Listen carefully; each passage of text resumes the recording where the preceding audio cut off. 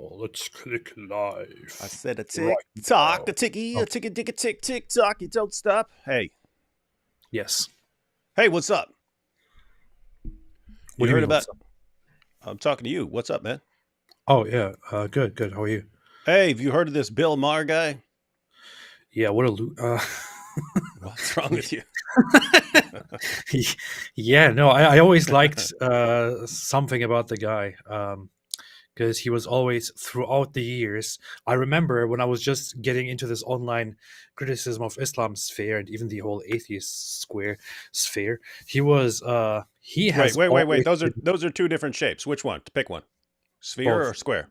Okay, all right. both, both. Okay, all right, go. Uh, he was from the very beginning, even years ago, despite all of the criticism, despite all of the liberal progressive, oh, let's be careful about Islam. Let's be careful. Let's not offend anybody. He was always like, hey, I don't care. I don't care. Yeah. It's garbage. It's terrible, and I'm going to talk about it. And he hasn't changed in that way, and I'm so happy to hmm see that. Yeah, and that's cool because that goes back. I mean, it was all the way. It was back in the '90s. I didn't watch it, but he had his show Politically Incorrect, Uh huh. and he would just cover all the stuff that is actually politically incorrect. So, yeah, he's always been ready to share controversial views and go against the grain. It's got to be a rough spot because I mean, liberals have always been his main target audience, and going against this, which he's always pointed out, like how insane is it that we defend this? Like how are we nuts? Like what is that? Um, so yeah, he's always been willing to point that out. But it's weird because sometimes I'll listen to him and I'll think this guy's a freaking dope. He'll be talking about something. It'll be like the dumbest thing I've ever heard. Get him talking. I mean, like he sounds like a Jesus myther. Like the entire thing is all just made up. Sometimes, which I mean, and he'll go with like the pagan myth theory that the early Christians are like, ooh, let's copy Mithras and we'll copy all these pagan gods, which no one holds anymore. That's like from the position from like the 70s. Yeah. But he'll still cling to that sort of thing and be talking to people who don't know any better. And so he just rolls with it and so on. But it's weird because when it comes to Islam, he's like the most commonsensical person out there. And it's just, and I've seen him over and over and over again when people try to whitewash the situation or say, but everyone has their radicals, not like this, guys. And he just breaks it Yeah. down and so on. So, and he always sounds like I've seen him on other people's news programs when they're interviewing him on this stuff. And he goes into like he's the teacher and they're the student mode, and they don't, and it's just amazing because they don't know how to defend any of the little things they're trained to say, and he just ends up ripping them apart. He also Anyway, does this thing which I love very much. Like even among a lot of these, atheist people, you get this thing a lot. Like when Islam is criticized, they will say, and yeah, also other religions and all religions and this and that.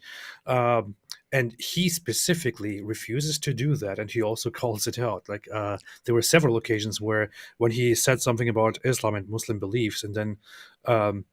A guest or a host when he was somewhere else said, okay, but isn't that true for all religions? And he's like, no, it's not. It's hmm not. This is about Islam. It's only Islam that is like this. It's only Islam that is violent in such a way, and so on. So I don't know. I just love that despite a lot of hate and criticism that he got from the left for that stance, so many times they were like, why is he still around? Why don't we cancel him? He's Islamophobic and all of that. He's like, I don't care about you guys. hmm Yeah. Yeah. So yeah, he's a pretty cool guy. So anyway, ladies and gentlemen, the plan for this show is we're going to go through recent his recent little monologue from Real Time with Bill Maher. I actually want to like move on to a bunch of other topics other than because we've been covering the Israeli Hamas conflict for quite some time, but his monologue was so awesome that we definitely have to go through this. Yeah. And I was thinking right before the show, I was thinking, so this is HBO, and they are very, very strict about flagging stuff. And then I was about to go on. AP said, "Hey, you might want to pause it even more than usual because it's because of the flagging and so on. Because HBO will actually take down your video while you're live." Yeah. And so on if you play too much of it. So we'll probably like pause it after each of his points or jokes or something like that. Yeah. Oh, And so, what's also important is going through this video. The video is not just about Israel Palestine. He also addresses directly Islam and Islamic expansion compared to Christianity, for example. So this brings us back to a very important topic. yeah, he makes a lot of good points, and his for this clip, he kind of reminds me of like Douglas Murray, in that they speak differently, they're using a different style and so on. But Douglas Murray will speak for 5 minutes, and I will just be thinking, wow, that is like the best points you could have emphasized in those 5 minutes. He somehow zeroes in on like the absolute essentials, and that's what Bill Maher did. He well, I mean, keep in mind it's his writers too, so I don't know to what extent he's actually involved in this, or he's just got some awesome writers for that stuff. Because as you pointed out, we do see him where he's on someone else's show. It's not scripted, and he's still pretty sharp on some of the stuff. So, but yeah, we're gonna check that. We're gonna go through that, and if we've got time, we might revisit the famous Sam Harris, Ben Affleck moment on Real Time from several years ago. It was funny. I was watching, I think it was Joe Rogan. And he was saying he thinks that Ben Affleck was roided up at the moment, and that's why he was like so enraged. He thinks he was juiced up because he was getting ready for Batman. Really? He had to pack on a ton of muscle for Batman, and Rogan's like, come on, all these guys are take steroids and stuff like that when they have to beef up for a movie. So he's probably just like in a roid rage as far as why he looked like he was about to explode. That actually makes sense. Yeah, it does. That's what I mean. I don't know. I would normally give someone the benefit of the doubt, but he is a little past his prime, and he did pack on a ton of muscle. So it's gross. It's racist. It's gross. It's racist. You're hurting. So you're saying that every single Muslim who's ever no, we're not saying. So you're saying you just want to kill everyone. It's hilarious. And yeah. he actually, because I had to pull up the clip. He actually does the same thing we just saw from who's that guy we just watched on your channel? What's that guy? Dilly. Yeah, he did that. You remember, as soon as Pierce starts talking, as soon as he's like, hey, Sharia's oppressive. Oh, are you an expert in Sharia? Tell us what your qualifications are in Sharia.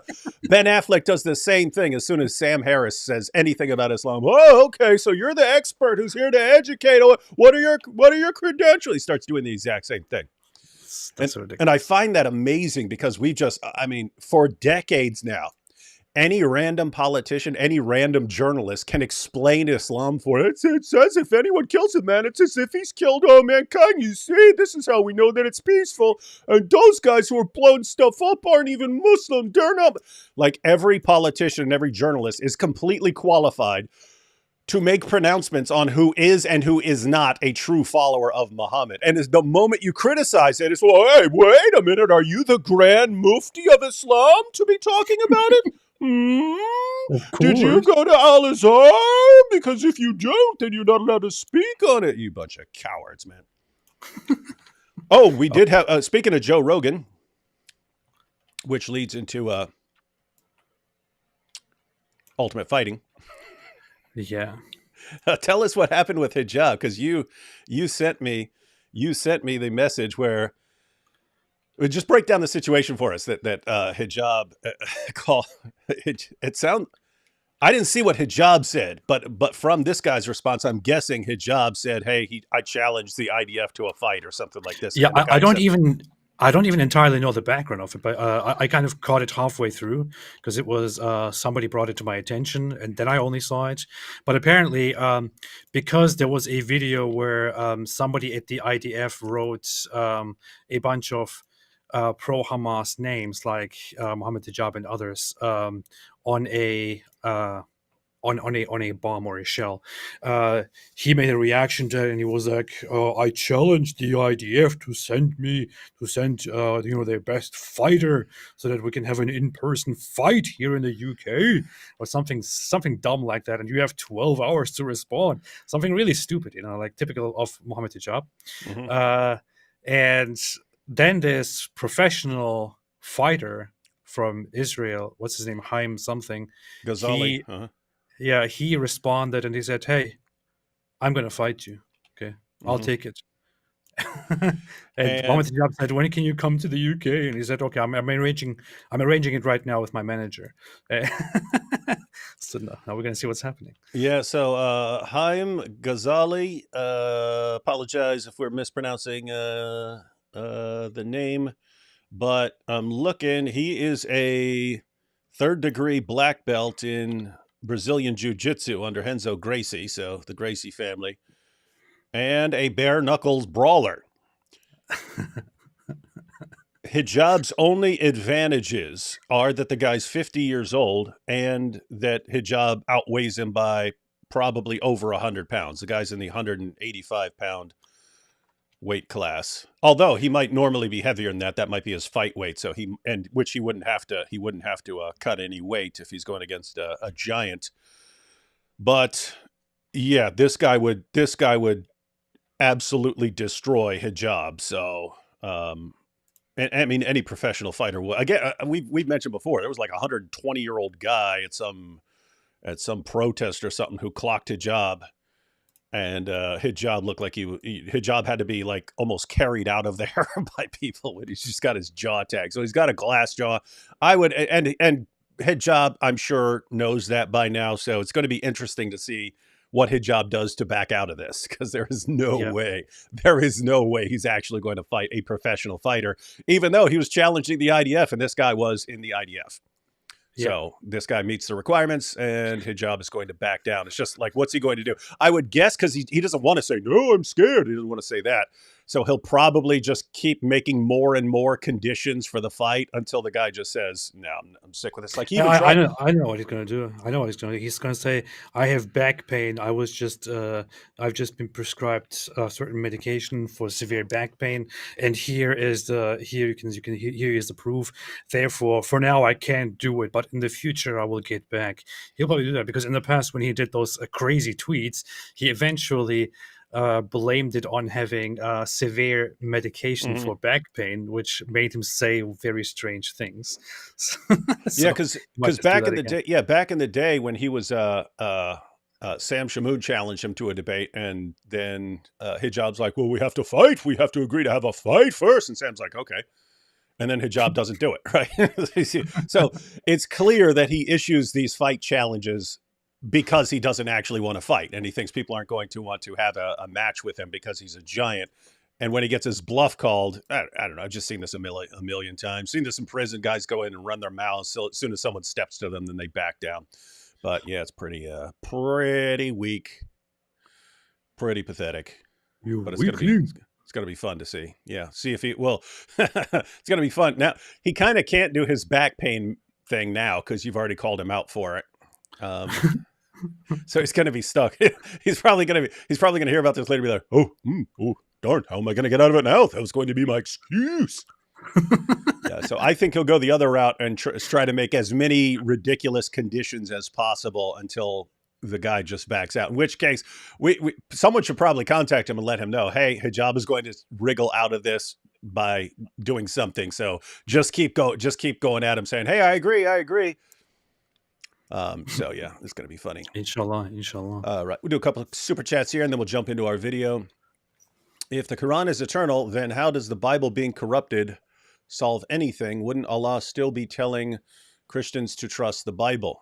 Yeah. And as far as the problem with the Quran affirming the Bible, is at the very least, the Quran is affirming the inspiration. Everyone knows that. It's preserved at least until the time of Muhammad because it's still authoritative for Christians in the 7th century. So there have been Muslims who try to wriggle out of it, who actually read the passages and realize, no, the Quran is affirming the Bible in the 7th century.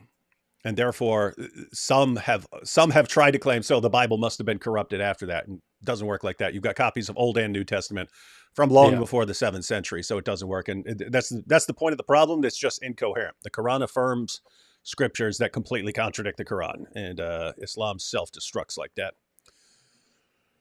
Chloe here says, Dizzle and Woody's in the house. AP and agnostics bring the mouse. Here we are at home with truth and love. Let's stand together, sis and bruv. Nice. Solid. Not too bad. Yeah. Let's see. AP D. Wood is delaying his morality debate response video because he knows atheism is the truth. Actually, AP's the one delaying that now. I delayed it forever, and then I said I'm ready to go, and AP said, no, I'm scared now. I'm scared. D. Wood and AP, to what countries do you want to travel? Only Israel. Just kidding. Every country in the world except the Muslim world. Yeah, I really want to go and hang out in Saudi Arabia and and in Pakistan. Ooh, Afghanistan. Ooh. We should go to Afghanistan. Yeah, I like the countries that have like a biblical relevance. So I've been to Israel, but going to Israel again next year. But also the places like where the Apostle Paul went and stuff like that. And so stuff like that. But then places with castles. Castles? So Germany has cool castles. I went to Neuschwanstein a long time ago. Yeah. Just wanted to say that you should go to crap hole. You need to go to Germany or to the rest of Europe if you want to see castles. Yeah. So I've been to Germany. Wouldn't mind going back. But yeah, Scotland, place like that. Some of the ones I haven't seen. Yeah, that's also good.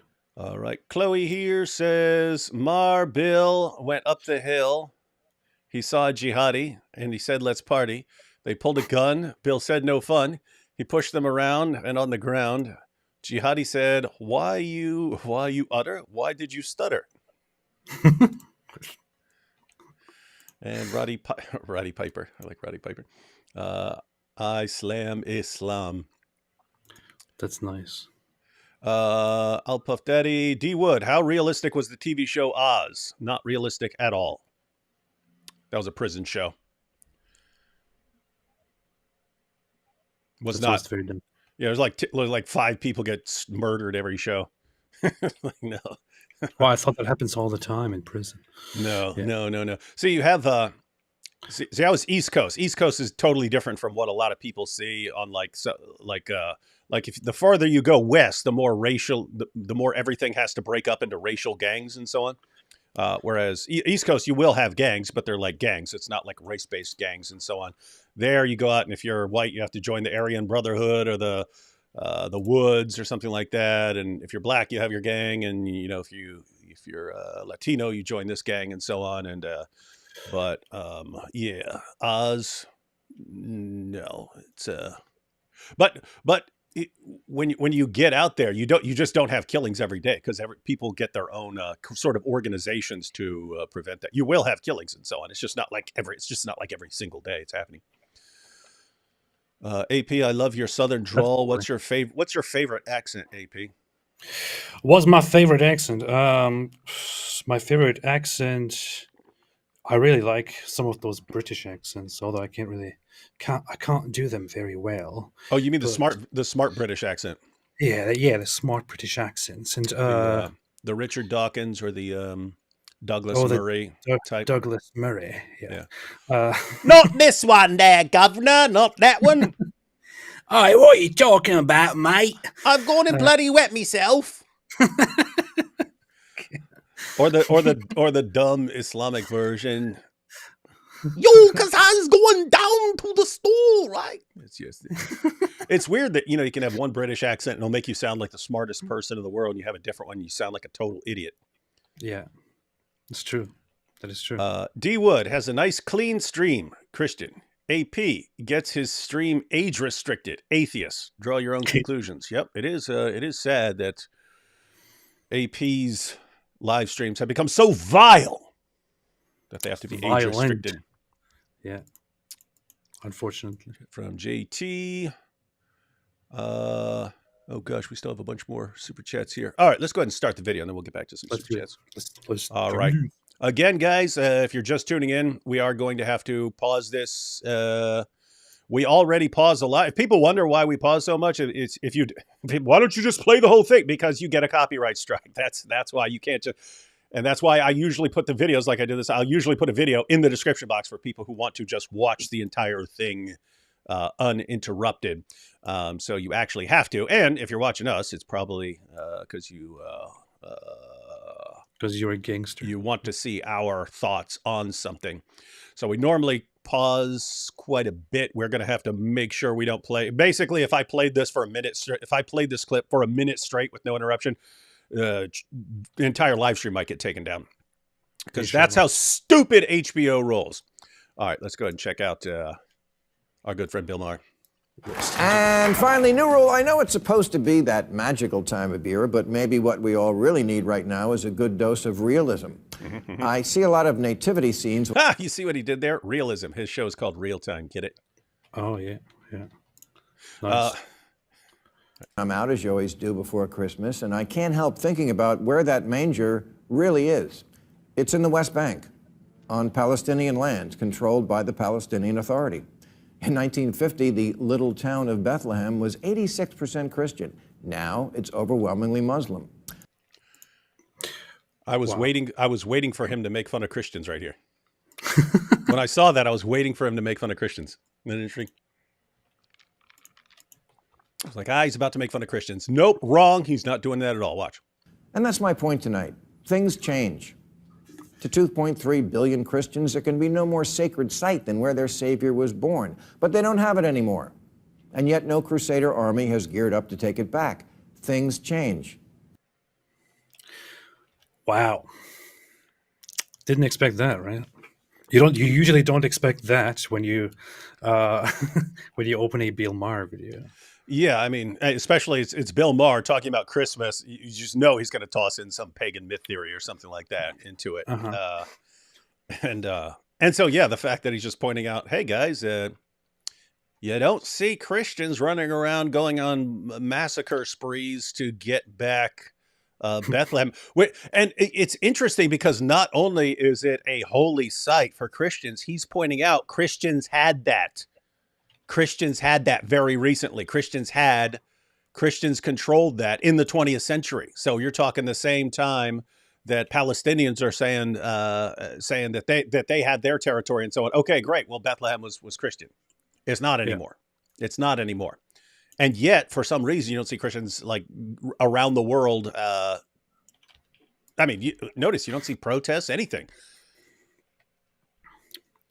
But if you ask Daniel Kikic or something, they will say it's because Christians don't follow their religion properly. Yes, otherwise they would be violent. They should be massacring everybody. What a dope. So yeah. Anyway, I seriously thought he was about to just make fun, like at least a throwaway joke or something like that about Christians, and didn't do that. Interesting stuff. But yeah, so he's about to do a series of these on people getting their minds around the idea that, hey, the world has changed. We don't control that anymore. That's life. Sorry, doesn't work. What are we going to do? We gonna start a war over it? All right. Yes. Countries, boundaries, empires. Palestine was under the Ottoman Empire for 400 years, but today an ottoman is something you put under your feet. Changes. That was actually funny because I didn't think of that. Like, you ask a person today, hey, Ottoman Empire, they have no clue what anything is. If they might know an ottoman as a piece of furniture, that's it. Yeah. And yet that was an empire. That was a world empire a century ago. It was a big empire. I see that we had the golden age of the Ottoman Empire. Now we have nothing. That's when the caliphate fell, ladies and gentlemen. It was my empire. When Muslim nations messed with Western nations, which were way more powerful by that time. Yes.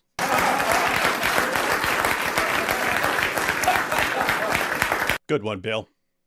The city of Byzantium became the city of Constantinople, became Istanbul. Not everybody liked it, but you can't keep arguing the call forever. The Irish had the entire island to themselves, but the British were starting an empire, and, well, the Irish lost their tip. Yeah. So he starts with Bethlehem and Christians. Christians controlled that very recently. They had a majority there very recently, and it's a holy site. You don't see Christians starting bloodbaths. Constantinople conquered by Muslims. Even very recently. I mean, what was this, like 4 years ago when your hero Erdogan said he's changing it from a museum back to a mosque. Yeah, that was several years ago. Yeah, so he did that. You don't see any bloodbath. How dare you? We'll slaughter you. We're going to blow you up. You don't see it. And now he's talking about the Irish in England that they fought for a while. They fought for a while. Were violent for a while. And watch. It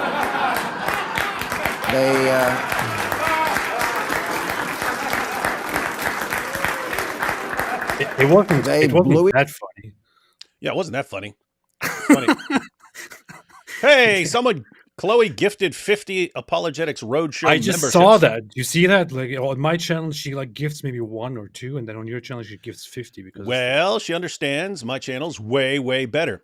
Actually, I was going to do the 50 yesterday on your channel, but I was like, no, AP did 20. I can't do 50. It's like I'm trying to outdo him. So I'll just match what he did. Nice. So that's cool. Nice. All right, where are we? Ireland. And people laughing way too much because it wasn't that funny. He said, lost the tip of Ireland. Each other up over it for 30 years. That would have been... He should have done a circumcision joke there. Right? Yeah. with Ireland. Wait, is that the joke when he says losing the tip? I don't know. I think it sounds like it. Oh. They blew each other up over it for 30 years, but eventually everybody comes to an accommodation. Mm-hmm. Irish voters, North and South, give resounding yes to peace. So fought for a while, and then they don't want to fight anymore. Except the Palestinians. Yeah, let's back that up right there. He points out because of that song "Zombie." That's why they made peace. He says everyone fights for a while and doesn't want to continue it forever, except. There we go. They blew each other up over it for 30 years, but eventually everybody comes to an accommodation, except the Palestinians. Whoa. Except the Palestinians. That sounds pretty harsh. The reason I like this clip is because that's the takeaway, guys. You can believe entirely and completely that Israel was wrong, that the Jews were wrong back in the 20th century. You can believe that Jews took the land. They just went in there and strong-armed it. You don't have to believe that there were Jews who were still living there, who had always been living there. You don't have to believe that there were Jews who went and bought property there and lived there because they bought land. You don't have to believe that it was the British mandate of Palestine, that it was the British controlled it because they conquered the Ottoman Empire, and that there weren't these Palestinian people who've been living there all along and who are being. You don't have to believe. You could believe the standard myth, and you could say, all right, that was a long time ago. There's nothing we can do about it now, and therefore we need to try to find peace. Yeah, you could do that, and you could be working towards a 2-state solution. You could be doing all of that, and be completely wrong about everything, and still have peace as a goal. But with this one group and this one area, no, that's never on the table. It's just you have to fight until you completely wipe out one side. And the people that you want to wipe out are just massively more powerful than you. So you can't actually do it. And so what you're actually calling for is endless terrorism. Yes. And endless retaliation from them after you do your terrorist attack. Precisely. And endless, hey, we built some buildings and now they got bombed. Oh, let's build some buildings again. Oh, they've gotten bombed. You just want to keep that up forever because you don't want to realize we cannot beat these guys. Precisely. Was it unjust that even a single Arab family was forced to move upon the founding of the Jewish state? Yes, but it's also not rare, happening all through history, all over the world, and mostly what people do is make the best of it. After World War II, 12 million ethnic Germans got shoved out of Russia and Poland and Czechoslovakia because being German had become kind of unpopular. Yeah. Why are you laughing at German jokes, man? It's a nice way to put it. It's weird. I mean, you've lived in Germany and Turkey, Yeah. and you constantly make fun of Germany and Turkey. Isn't that weird? Yeah, I am. It is. Show some gratitude. I will. I shall. The good thing about this clip is, as you pretty much just mentioned, but to emphasize that, the good thing about this clip is that he doesn't sit down there and try to explain why this is, this side's fault or that side's fault, or why, why it was not unjust, why it was deserved, and all of that. He doesn't spend time on any of this in this clip. All he says is, "Hey, something happened a long time ago. Get over it. You will not get anywhere by continuing to fight. It is injustice happens. If it's injustice, let's say it's injustice, it happens everywhere. You can't just be stuck on that and it'll prolong the suffering of everybody." Yeah, it's it's a weird situation. Just imagine. I mean, pretty much anywhere you go in the world, there were some people there before you, and so what do? Are they endlessly going to try to kill you, or are you going to say, okay, the world has changed? The world has changed, ladies and gentlemen. We need to live with it. So, point is, if you have an accurate understanding of what happened with Israel, you would say, okay, I hope the Palestinians stop this stuff. Even if you have a completely inaccurate picture of what happened, you should still be saying, hey, we need to move forward and get past this constant fighting. Inshallah. Inshallah. And it will all be settled. Yeah, inshallah. When Muhammad Hijab fights Haim Ghazali. Inshallah. UFC never.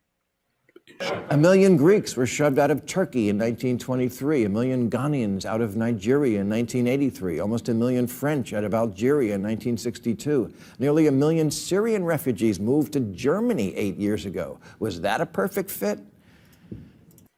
According to Germans, yeah. It's funny. As soon as he started going through these, I was like, he's going to talk about the Jews getting kicked out. He's going to talk about Jews getting kicked out of countries.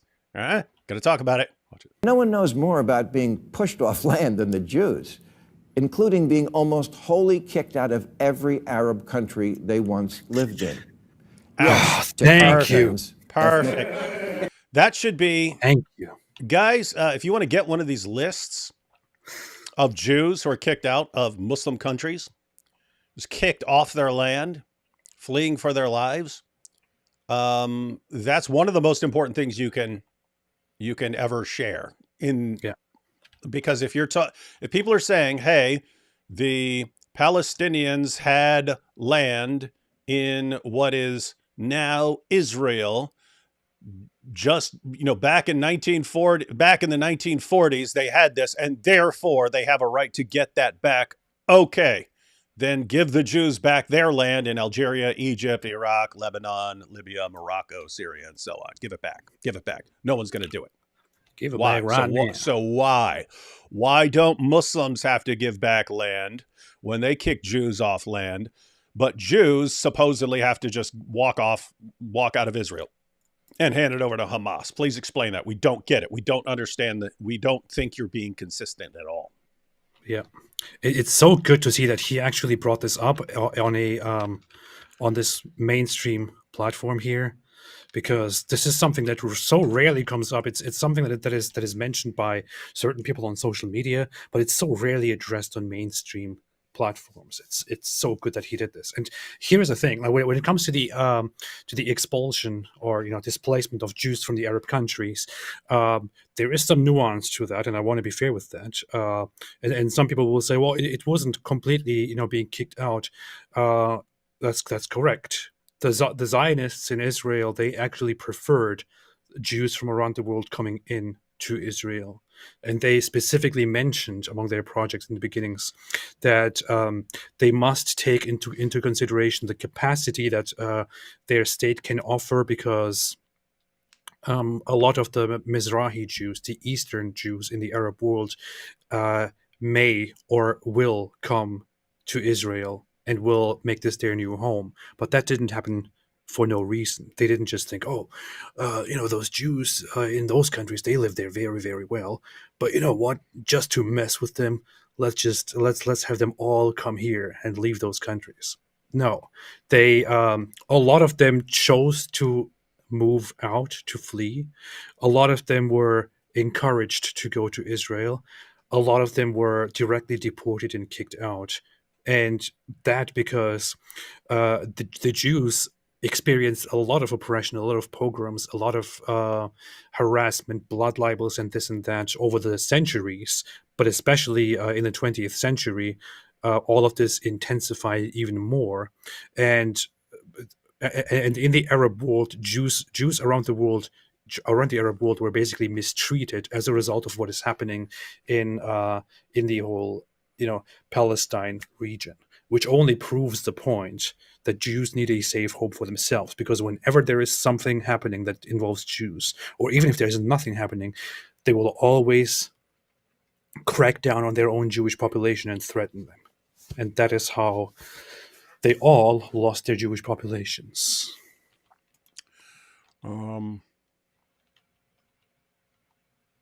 See what other countries are on this list. Tunisia, Yemen. Ethnic cleansing happened both ways. In fact, Oh, wait. I think he says, yes, kids on TikTok. Let's see. lived in. Yes, TikTok fans, ethnic cleansing happened both ways. That's funny that he's like, he's aware of what's going on TikTok. And although, hey, maybe Bin Laden was right. He's got a good idea. Oh, maybe Hitler was smarter than we thought he was. Yeah, I'm on TikTok and I'm a moron. These are lunatics, man. Hey, for all the millions of new channel members and so on, should be a new video up for early access tomorrow. So check your stuff tomorrow. Did you just say millions of new channel members? Yeah, millions of new channel members. Oh, okay. If you have a problem with exaggeration, then you have a problem with saying that your show is the most watched show in the entire universe. But it's accurate, though. So.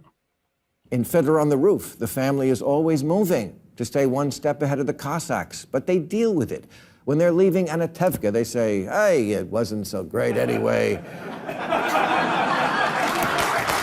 What are you laughing at? Do you know what Fiddler on the Roof is? Yes, I do. I don't. I don't know what that is. You don't know that? You don't know Fiddler on the Roof? Yeah, No. it's a movie. You should watch it. It's very good. Really? Okay. Yes, it's very good.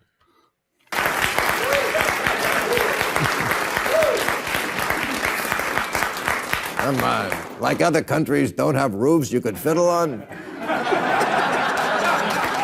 It sucks. Now I actually want to look up the plot on Wikipedia so I get the joke. Now, that's not how they really felt, but they were coping. They coped, because sometimes that's all you can do. History is brutal, and humans are not good people. History. You just said humans are not good people. I know that sounds very... Humans are not good people. Humans suck. We're pure evil. They coped, because sometimes that's all you can do. History is brutal, and humans are not good people. He's right. Humans suck. Yeah. And notice the... How dare you say humans suck? I'm a human. Notice the completely simple reasoning there. The world is an imperfect place. Humans suck and do horrible things.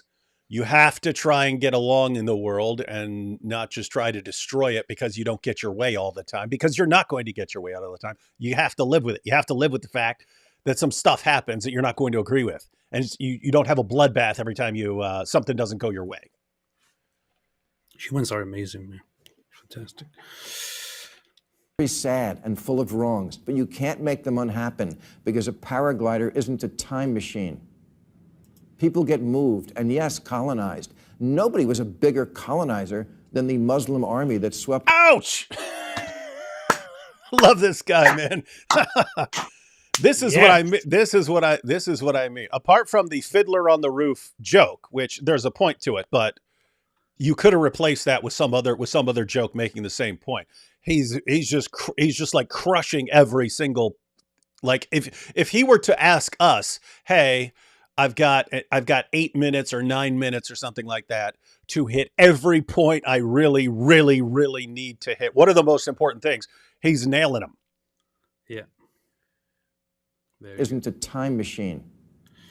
People get moved and, yes, colonized. Nobody was a bigger colonizer than the Muslim army that swept out of the Arabian desert and took over much of the world in a single century. And they didn't do it by asking.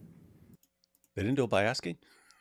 This is so good. I saw my wife watching it. Like this was the other day. We were done with our live stream, and then I sat down and she was watching it, and I was like, "Is that Bill Maher?" She said, "Yeah." And then I'm listening while doing something else, and I hear him mention these things, and I thought, "Yes, this is exactly the Bill Maher that I know." This is perfect. This is perfect. This is as close to a perfect monologue on this topic as I think you could have. I can't imagine. I can't even think of like how to improve it. Like any section of what he's saying, he's just crushing it. Mm-hmm. There's a reason Saudi Arabia's flag is a sword. Kosovo was the cradle of Christian Serbia. Then it became Muslim. They fought a war about it in the 90s, but stopped. They didn't keep it going for 75 years.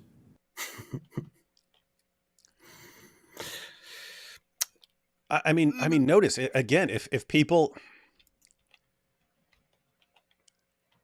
say they're we're not anti-Semitic, we're anti-Zionist. And then in their minds, it'll make sense. They'll be able to rationalize it in their minds. Oh, I'm just against this horrible injustice that has occurred. You know, if you were actually, if you didn't just have a problem with Jews, then if you really thought, hey, there was this injustice many, many decades ago, and therefore you just have to keep fighting and slaughtering to right that, you would be saying that about all these places. You'd be saying that about all these places. And you would be saying that Jews should be out, that the Israeli army should be using its firepower to go back and seize land in Muslim countries. It should be doing that if you actually believed it, and if you didn't just have a problem with Jews. So the idea that no, we just have a problem with this injustice because we're against injustice. Okay, then you should be having a problem with all these other places, and you should be saying that Christians should be slaughtering Muslims right there, instead of eventually coming to terms to avoid the bloodbath. But you don't. There's this one spot in the entire world, and it just happened because it involves Jews, that you have to have an endless bloodbath. Plus, it's also it's complete nonsense when they argue that this is not about Islam. Throughout the Muslim world, you will always hear them say to each other, "We are Muslims. We have to stand up for each other. This is about Islam. This is about Islam. It's about Islam versus the enemy." They say that all the time. But somehow, when they want to bring it to these international conversations, they want to make it just about, "Oh, this is about humanity. It's about human oppression." rights. Yeah, and notice the wonderful United Nations. We're just seeking justice. You guys don't do that anywhere else in the entire planet except when Jews are involved. Yeah. All right, a couple super chats real quick. Big Rig, you see, I don't have a point. I just wanted to yell that. You see, I don't have a point. I just wanted to yell that. That's good. I'm sure someone will. Sure, someone will take me seriously. Chloe here. My friend tried to make FAR4 GPT, but failed due to getting AI to use FAR4. Hate speech against Jews. It breaks the policy. That's funny. That makes sense. I think you can get some other AI program that you can modify to FAR4 GPT. Yeah, there are some alternatives apparently. That would be funny if you asked it. You could ask it questions like, "Hey, I didn't finish my homework. What do I do?" You got to blame the Jews. You got to blame the Jews. Say the Jews bombed your house. It's so stupid, man. Quran Studios presents Brokeback Muhammad. More like broke butt Muhammad. And the leather strapping of the anus in cinemas near AP. Yeah, so Muhammad liked to be kissed all over his milky white flesh by dudes. Not making that up. Sunan Abu Dawud. And he had some very strange meetings with a guy named Dihya al-Kalbi. Beautiful. And so Dihya would be leaving Muhammad's house, and Muhammad would tell his wives that that was the angel Gabriel who was visiting him. And of course, then Muhammad would need all the semen washed off his clothes. Hey, we should be using that. I think Black Angel said something like this, but with hijab. Hey, we should post it. We should be tweeting this. We should say, hey, now that Haim has agreed to fight, we bet Muhammad hijab's response will be as slippery as his prophet's garments after Dihya al-Kalbi visited him. Gross. We should use that. That's what he would do. Isn't it crazy that you're reading about Muhammad and you're like reading about the only? I mean, you've got true prophets and false prophets. You got like one guy in all of history who had this problem of constantly being covered in semen, and this is like your supreme. That was a moral real example. problem. It was a real problem. It was a very serious problem. No, it's funny. Like they say when Aisha's age is brought up, sometimes they say it was very important because Aisha, she delivered a lot of the very important hadith. She delivered lots of very important information about Muhammad, and then the important semen. I used to scrub semen off of the Prophet's clothes. Well, great, fantastic.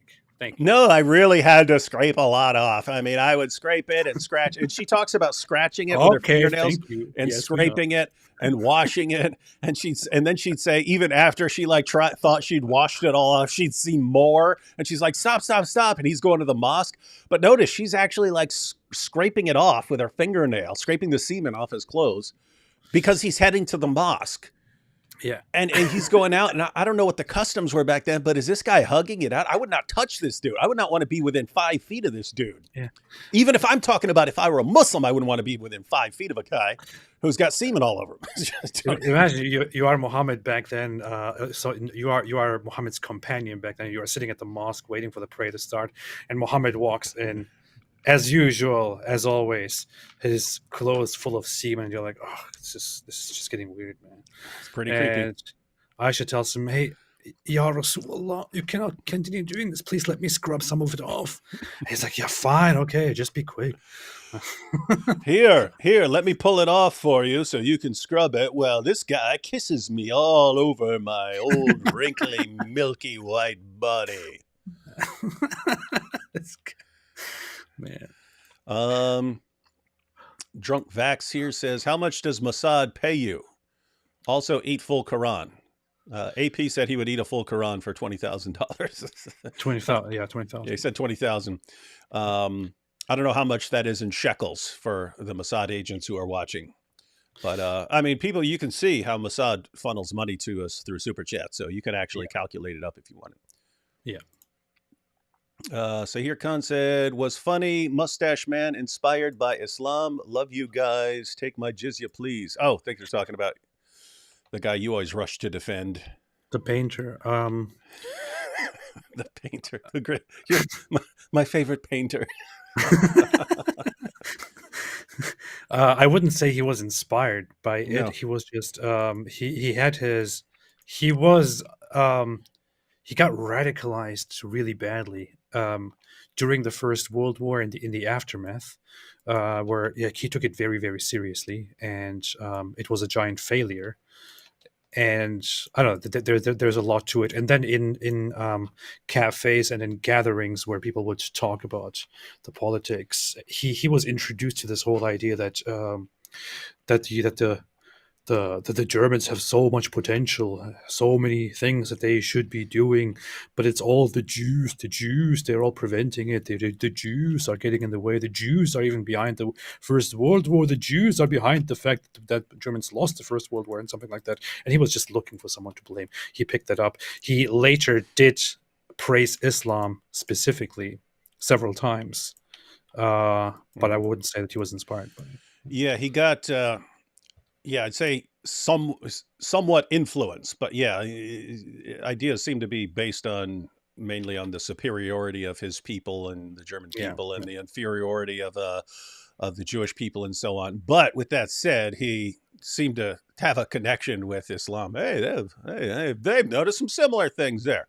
it's the best religion. Why did we have Christianity? Why Christianity? That's what he said, basically. And he did notice that because of the Armenian genocide, he did notice that you can get away with something like that, because people would have thought you can't haul off millions of people in cattle cars and execute them and so on.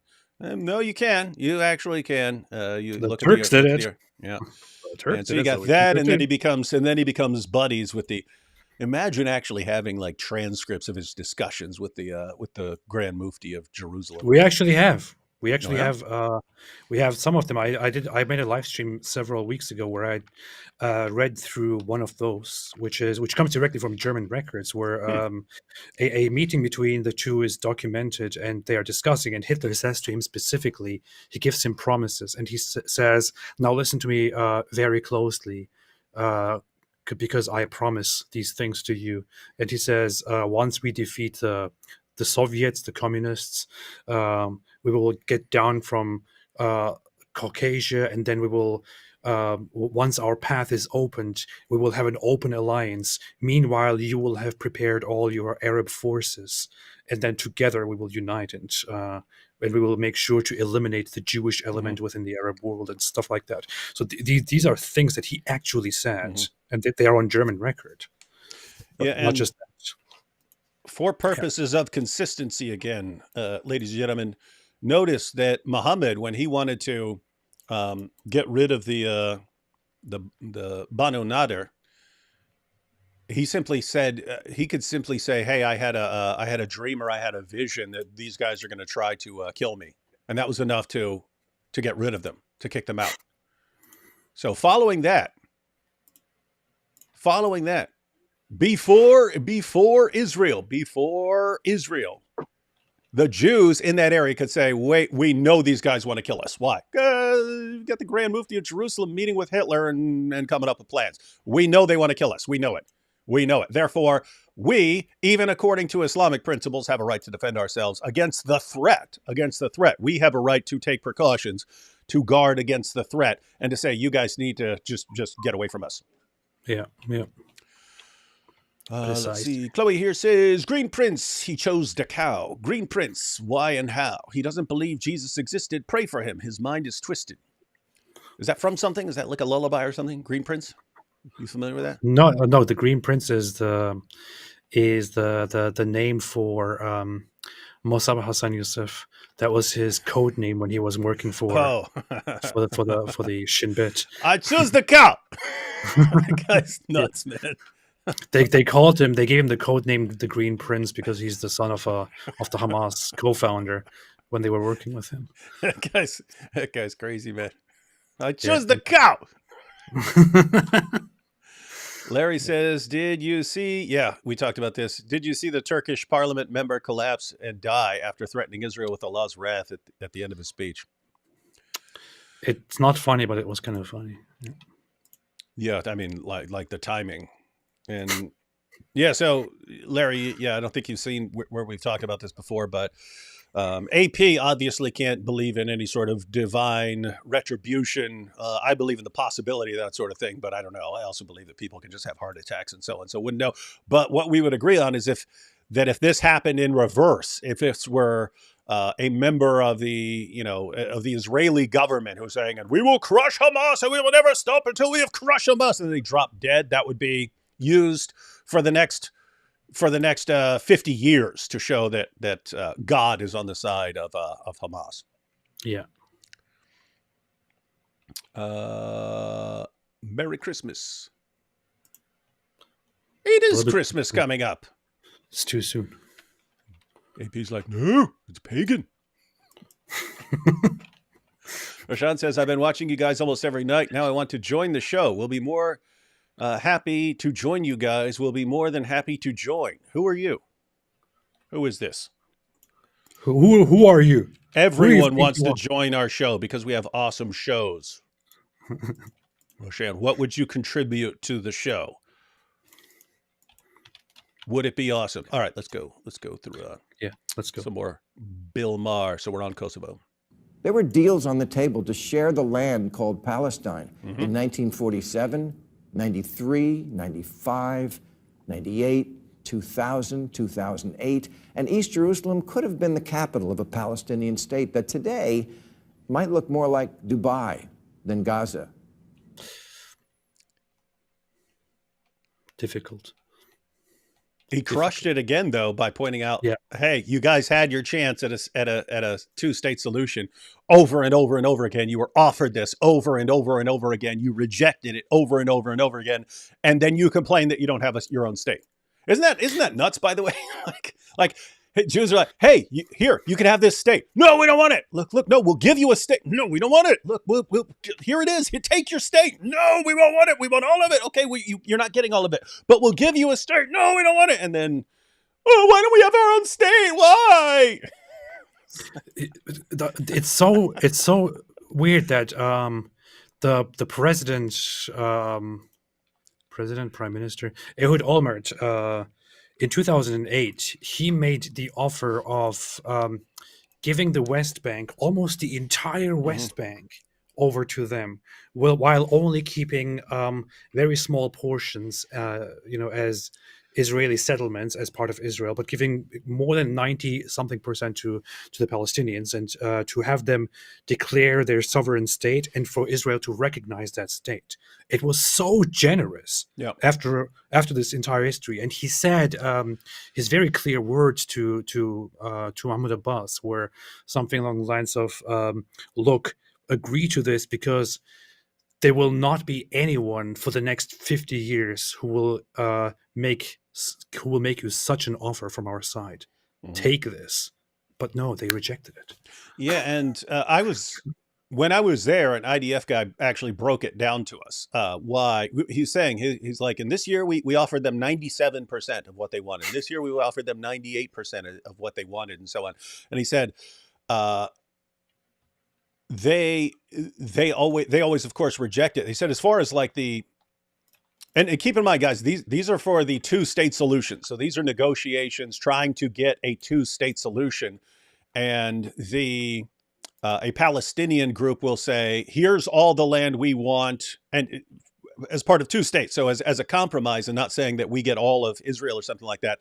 Here's everything we want, and we will make guarantees of peace if you give us this.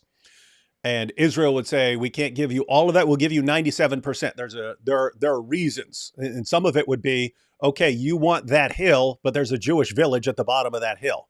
And you can't have that hill because it would be very easy to just toss bombs literally off the side of the hill and bomb this village anytime you guys get upset. So you can't have the top of that hill. You just can't have that. And so these are the limitations that they're putting on it. But so rejected. Yeah, rejected. But over and over and over again, you could have your state, you could have your state, you could have your state, you reject it, you reject it, you reject it. And then you whine, why don't we have our state? And then you've got all these morons on college campuses running around going, shouting from the river to the sea, Palestine will be free, thinking that they're calling for a two-state solution, not realizing they're calling for genocide and calling for Israel to be completely wiped off the map. Here is Bill Maher is making a good point here and raising something good. Now, the thing is, if you want to go back into the history, you can do the blame game forever. But it will turn out that actually the violence and all of that was started every single time almost from the Arab side, because they didn't like the idea that the Jews are coming there and that they are playing with the thoughts of establishing a proper home for themselves. But let's say it's the other side's fault, and let's say you lost your land. That's very far from what actually happened. But let's say that's what happened. It's been so many years. It has been the whole conflict, the first violent conflict between the Arabs and the Zionists in the region started in 1920. It's been more than 100 years. After so much time of you guys not being able to figure it out, of losing again and again and again and again and again, maybe you should come to terms with the fact that yes, things were different back then. They didn't go your way. You wanted all of the land for you, didn't go your way. Maybe you should at some point settle for what you have as a result of your lack of or your failure in diplomacy. But no, you just want to go back to the very beginning and act like, no, we never lost. Yeah. We cannot lose. We must go back and get every single thing that we think belonged to us at some point. That's just ridiculously stupid. It's insane. It's absolutely insane. And that's what Bill Maher was pointing out with all these other examples. Everyone understands that things change, situations change. You may have controlled this at one point, but then you don't control it anymore.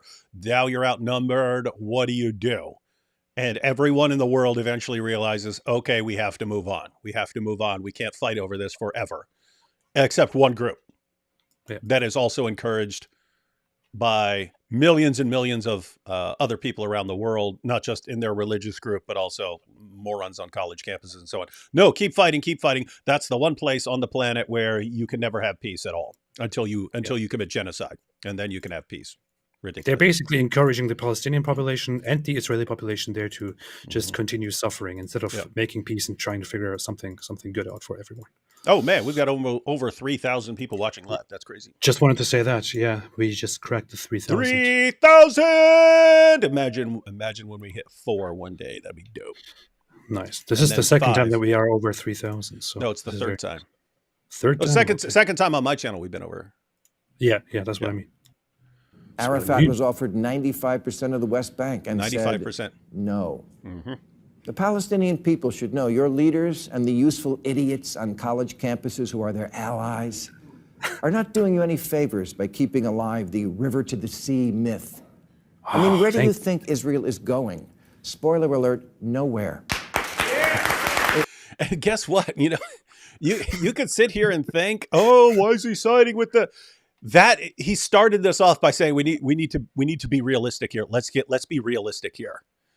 That is completely realistic. You could be the most pro-Palestine people in the world and still say he's absolutely correct. Israel's not going anywhere. That's just life. You're not wiping Israel off the map. It's not going to happen. It's just not. Get over it. Yeah.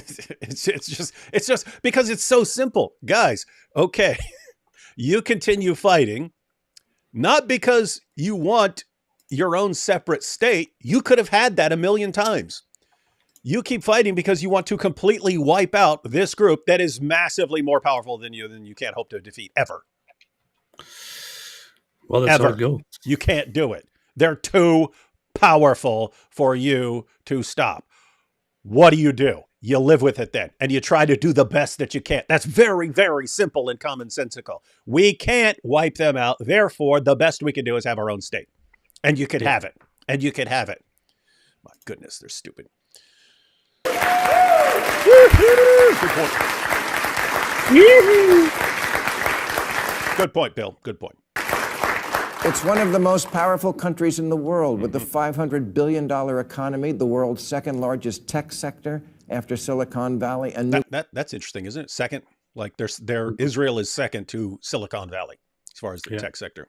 Nuclear weapons. They're here. And they're nuclear. They like their bagel with a schmear. Get used to it. Are you familiar with that? Do you know what he just did there? Yes, I know it. So for everyone who's watching from different parts of the world, there's a famous chant when people were calling for like gay marriage rights and so on, that they would say, "We're here, we're queer, live with it." And he switched it to, "They're here, they like their bagel with a schmear." Yeah. What's happening to Palestinians today is horrible, and not just in Gaza, in the West Bank too. But wars end with negotiation, and what the media glosses over is it's hard to negotiate when the other side's bargaining position is you all die and disappear. Yes. This dude's crushing it, man.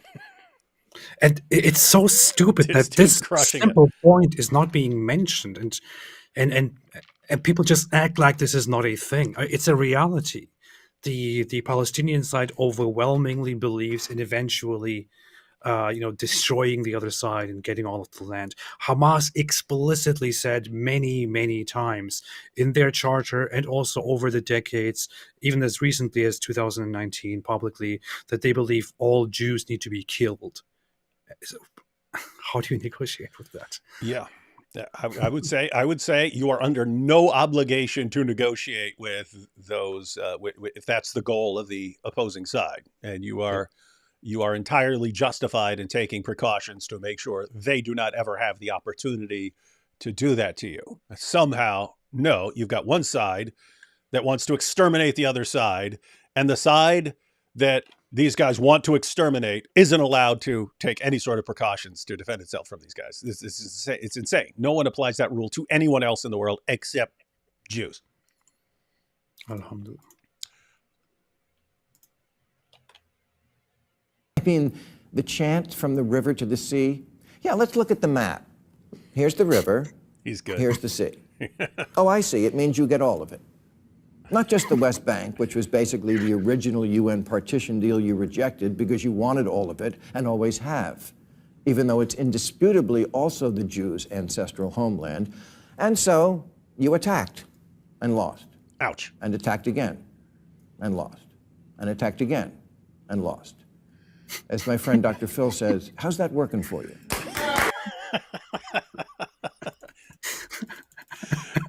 Yeah, so Dr. Phil will say that when someone's got their way of doing things and it just keeps failing and failing and failing and failing. Hey, how's that working for you? You have to wonder, because you can think from an Islamic perspective. You can think, Allah's just testing us. He's testing our resolve. But they do think. Yeah, that's what I mean. But does there ever come a point where you just realize, okay, God's just not on our side in this. He's obviously not on our side. It's like, how many, like, guys, supposing this all lasts for 500 years, I don't think it's going to, but suppose this lasted 500 years and so on, and you still had terrorist groups trying to destroy Israel and so on. Yes, Allah's going to help us. And whoever, the Muhammad hijab is for 500 years from now going, you see, they're trembling, the Jews are trembling. Like, does there ever come a point where you realize we're just delusional about this? Yeah, probably not. Probably not.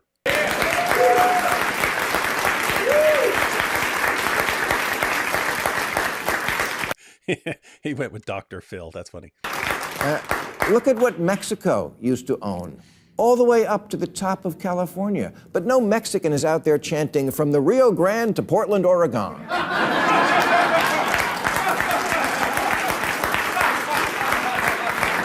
I mean, it's a good point. I mean, this guy actually went around the world and could give more examples. This one he's given like close to home right here, because he lives in California. He's pointing out, hey, this was all Mexico. This is all Mexico, and it's not anymore. You don't see endless bloodbaths. We have to fight to. I don't know what to do, man. What? What always bugs me about his show though, and shows like these, is the extreme exaggerated laughter that you hear in response to some of the jokes. I'm like, it's funny, yeah, but it's not that funny. Okay, it's not that funny. He's making a brilliant point, but it's not that funny, right? Yeah.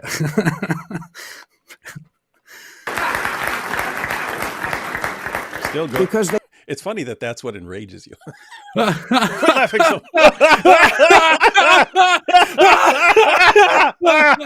Hey, we should do that. We should do that after his next joke.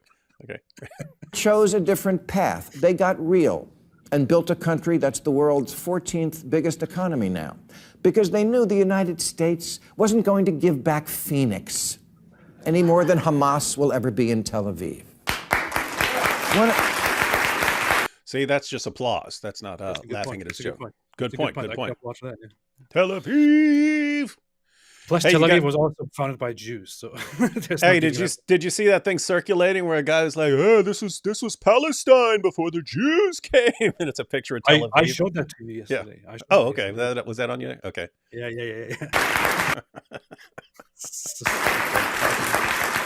Like, how does no one have the concept of fact checking, or like, before I put this out there, let me verify it?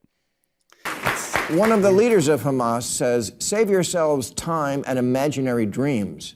In a few years, Allah willing, you will have to discuss the situation in the region after Israel. After Israel. I'm sorry, who's the one with imaginary dreams? Yeah. Save yourselves times and imaginary dreams. In a few years, Allah willing, you will have to discuss the situation in the region after Israel. Total insane, idiotic fantasy land. It's so ridiculously stupid. Like I was a Muslim. I learned and I heard the very same thing again and again from people all around of like, the day will come, inshallah. They just need to be steadfast. The day will come. Yes, it will finally be taken back. Yes, they will own it again one day. And this just keeps going in Yeah. ridiculous ways. And even when the Palestinian groups are at a point where they are exhausted and they just want to settle for things. Like this is one of the theories and one of the actually substantiated points as well, that during some of the negotiations, especially with Yasser Arafat and even Mahmoud Abbas, that they wanted to accept certain conditions and certain peace agreements, but they couldn't because they were constantly told by the rival factions and also by other powers and people around the world. No, you shouldn't do this. How dare you even negotiate with them? How dare you even try to accept any form of peace which does not include taking all of the land and making it all a Muslim Arab land? How dare you even think of peace? Like the Muslim Arab world, they don't care. They don't care at all about the population there. They don't care at all about the civilians there. For them, they feel sad and they want to express their sadness when Palestinians die, but they just want the Palestinians to go on and continue fighting and continue dying. They don't want them to have peace because they think it's greater than them.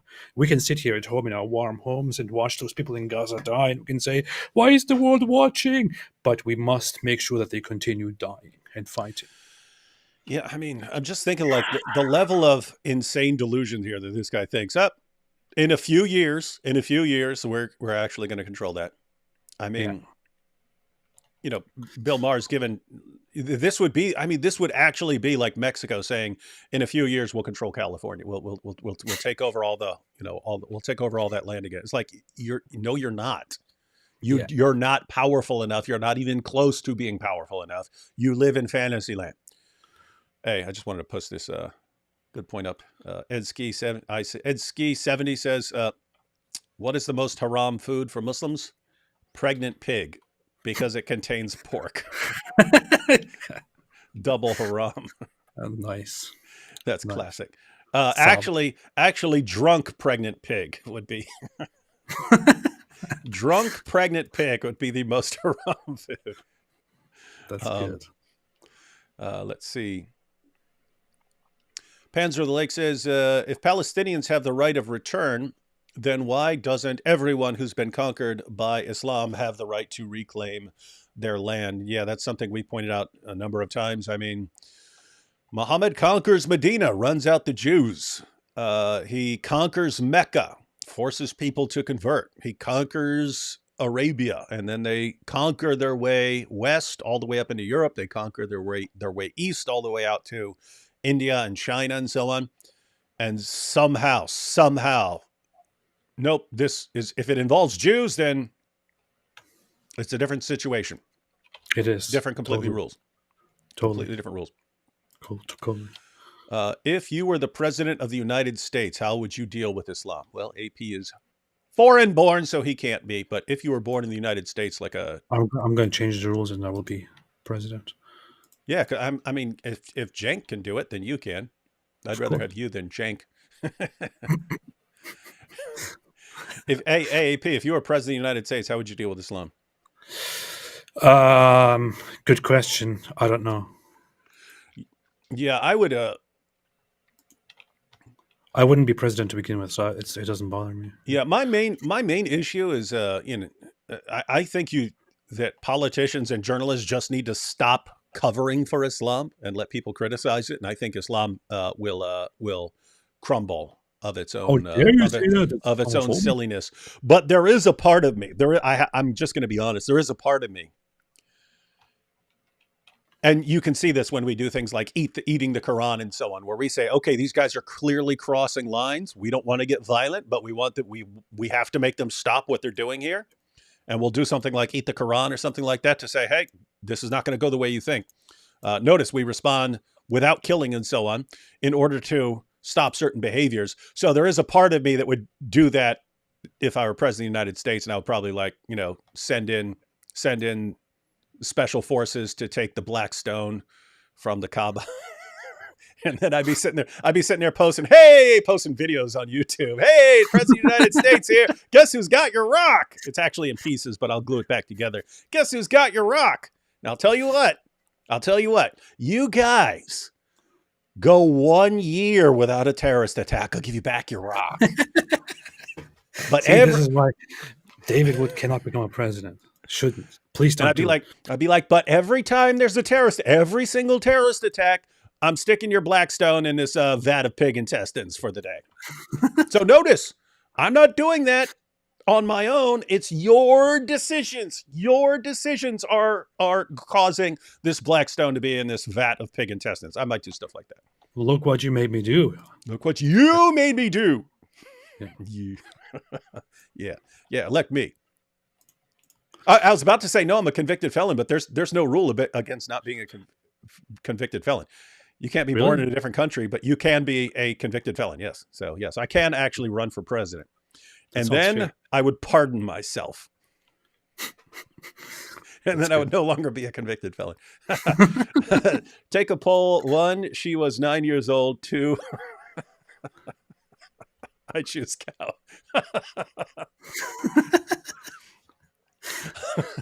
I guess this poll is about like what's the coolest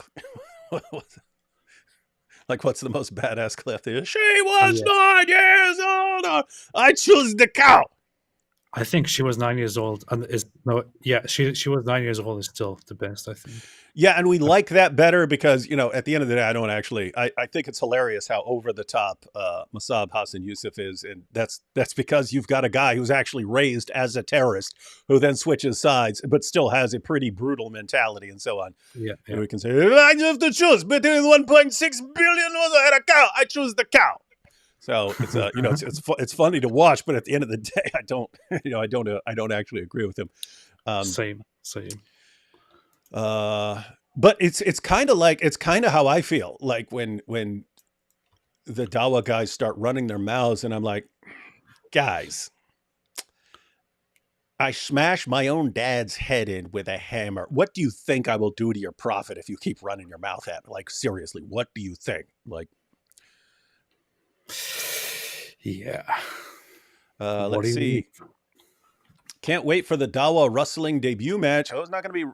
If you're talking about the hijab fight, that's not going to be a wrestling debut match. That's going to be just hijab getting the crap beat out of him and tapping like crazy. I'm tapping. The guy's like, no. Please stop it. Please stop. Please. No, because the ref is a friend of mine. He supports Israel. He's not going to call it until your arm is broken. Yeah, inshallah. Hey, we've got a Christmas super chat from Snipe there. No comment, but thanks, Snipe. And peace be upon me. Hi, D Wood, AP. I like Kant and Sartre. What about you? Sartre. No, I definitely don't like. I mean, I like Kant more. I like the pre-critical Kant. Kant is that's a perfect example of his philosophy reminds me of a conspiracy theory that once you build it, you can defend that. You can defend your conspiracy theory. You can account for things in terms of your conspiracy. But Kant's philosophy is like that. It's like, guy's a genius. He's like mad scientist level genius. And he comes up with his philosophy. It's wrong, but it is brilliant. That's the general assessment of philosophers, because almost no one agrees with Kant. But they're like, this is brilliant. It's wrong, but man, it's brilliant. Yeah. But the pre-critical Kant, I like some of his stuff. So before he did his critical turn came up with his really, really weird philosophy. Yeah, I can't agree with Kant. If you're Emmanuel, but everyone's so interested. I like Sartre, but only in terms of the whole existentialism part. When it comes to other things that some of these people say, like morality wise and politically wise, it's just complete garbage. But yeah, that's pretty much it. All right, let's catch the rest of this clip here. Give you the benefit of the doubt and say your plan for a completely Jewless Palestine isn't that all the Jews should die? What is the only other option? They move. You move all the Jews. Okay, I gotta warn you, there's gonna be some kvetching. Hey, this is when you're supposed to laugh, AP. Hey. Yeah, what? Even that, as he's closing out, there's not much longer on this clip, but even there, he's making a very important but simple point that the college students and so on don't get. Okay, we're going to assume the best. If you want this, you control it. If you want Hamas or whoever to control all the land from the river to the sea, what happens to the Jews? He's saying, even if we give you the benefit of the doubt and don't think you want to exterminate them, how are you going about this? You're going to move them all. You're going to move them all. You guys, so Hamas, guys think you're going to move all the Jews off that land somehow? Really? When they are about 1 million times more powerful than you? You seriously think that? You know who else tried to at first move people before deciding to kill them? The Nazis. Hitler. That's why it's called the final solution, because the first solution didn't work. So they had to come up with plan B. Yeah, they thought, hey, you know what? This is taking too much time and effort and resources. How about we just kill them? And they thought, interesting. So that's how that happened. Not going to happen again. But I mean, notice what a simple point that is it's basically for the morons, right? For the morons who are from the river to the sea, right? Okay. Tell us what's happening. Are they exterminated or are they just moved? Okay. Who's moving them? Are they moving? Are they just deciding, okay, let's decide to move? Or are you going to move them out? If so, how are you going to be powerful enough to move them out? How's that going to happen? On what planet is that a thing that could possibly happen? And that's kind of the entire point. You need to be realistic. Everything in the planning here and everything with the college students and everything, it's all delusional. It's all insane and delusional. You could say, hey, don't be more careful dropping bombs. You could say that. You could say that and have that as an actual goal. Don't be more careful dropping bombs? Why would you say that? Yeah, so you could say things like, hey, be more careful, or you could aim towards a two-state solution, or something like that. You could do something that is not absolutely insane.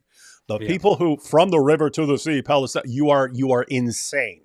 Or you're just completely ignorant. You don't know what you're calling for. But if you know what you're calling for, and you think that is even in the realm of possibility, you're a moron. You're a complete, total idiot. Because that's not happening. All right.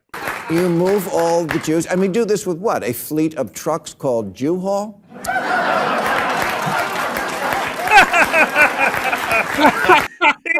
He said Jew-Haul. Sorry, guys, if you're just tuning in, you didn't see what was going on earlier. AP was complaining about the laughter being disproportionate to the actual joke. And to where are we moving this entire country? Texas?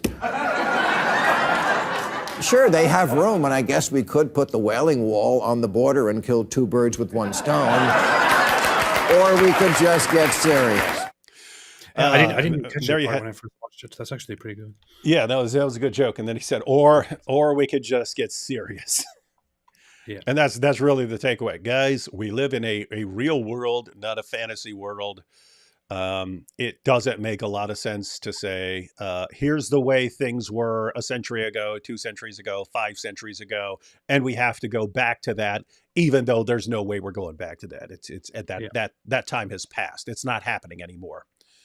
It's, hey, here's the actual situation we're in. How do we move forward? It's very, very simple, and yet somehow totally absent from discussions of the Palestinians.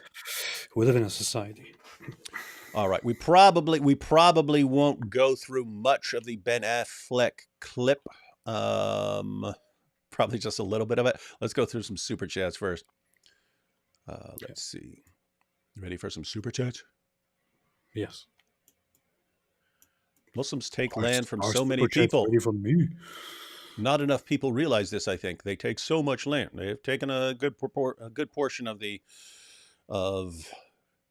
world. Yes. If we want to start giving it back, I would actually agree to that. If Muslims said, "Hey, we will give back all the land that we've ever taken, and you have to give us back, give the Palestinians control of Israel," I think the Jews could be talked into making that agreement. I had when I was over there, I was talking to the IDF guy. He said that the Jews are always willing to negotiate. He said, "Tell us what the deal is. Tell us what the deal is." He says, "We have a saying, you want Jerusalem? What are you offering?" Isn't that great? Like, you want Jerusalem? Tell me what you're offering. Tell me what the deal is. If it's a great deal, we'll take it. The deal is you have to allow the right of return of every single Palestinian to wherever they want to go and belong. Remove all of the Jewish settlements inside Israel. Basically turn all of it into Palestine. So yeah, no. Zippy says, "Hey, David and AP, I'm thinking of designing a shirt with a cartoon pig screwing a Quran. Do you two want one?" No. No. No, thank you. Thank you for the offer. I think there is a place for that in a graphic, and I'm sure there are people who would want to wear one. I can't imagine actually wearing that, but I like the thought. Bill is an old school liberal, now considered a Republican. We've talked about that before as well, that the liberals of like the 80s and 90s are now considered like conservatives, even if they haven't changed. I saw that with Roseanne when she was on a talk show. This is when she got her show back, before she was canceled. But she was on some talk show, and the guy said, "What are you doing? Like being the champion of conservatives now and stuff, and you used to be liberal." And she goes, "I haven't changed on anything." She goes, "I haven't changed on any of my views." She goes, "You guys are the ones who changed. The rest of you are the ones who changed." Yeah, that's pretty much how it is. That is how it is.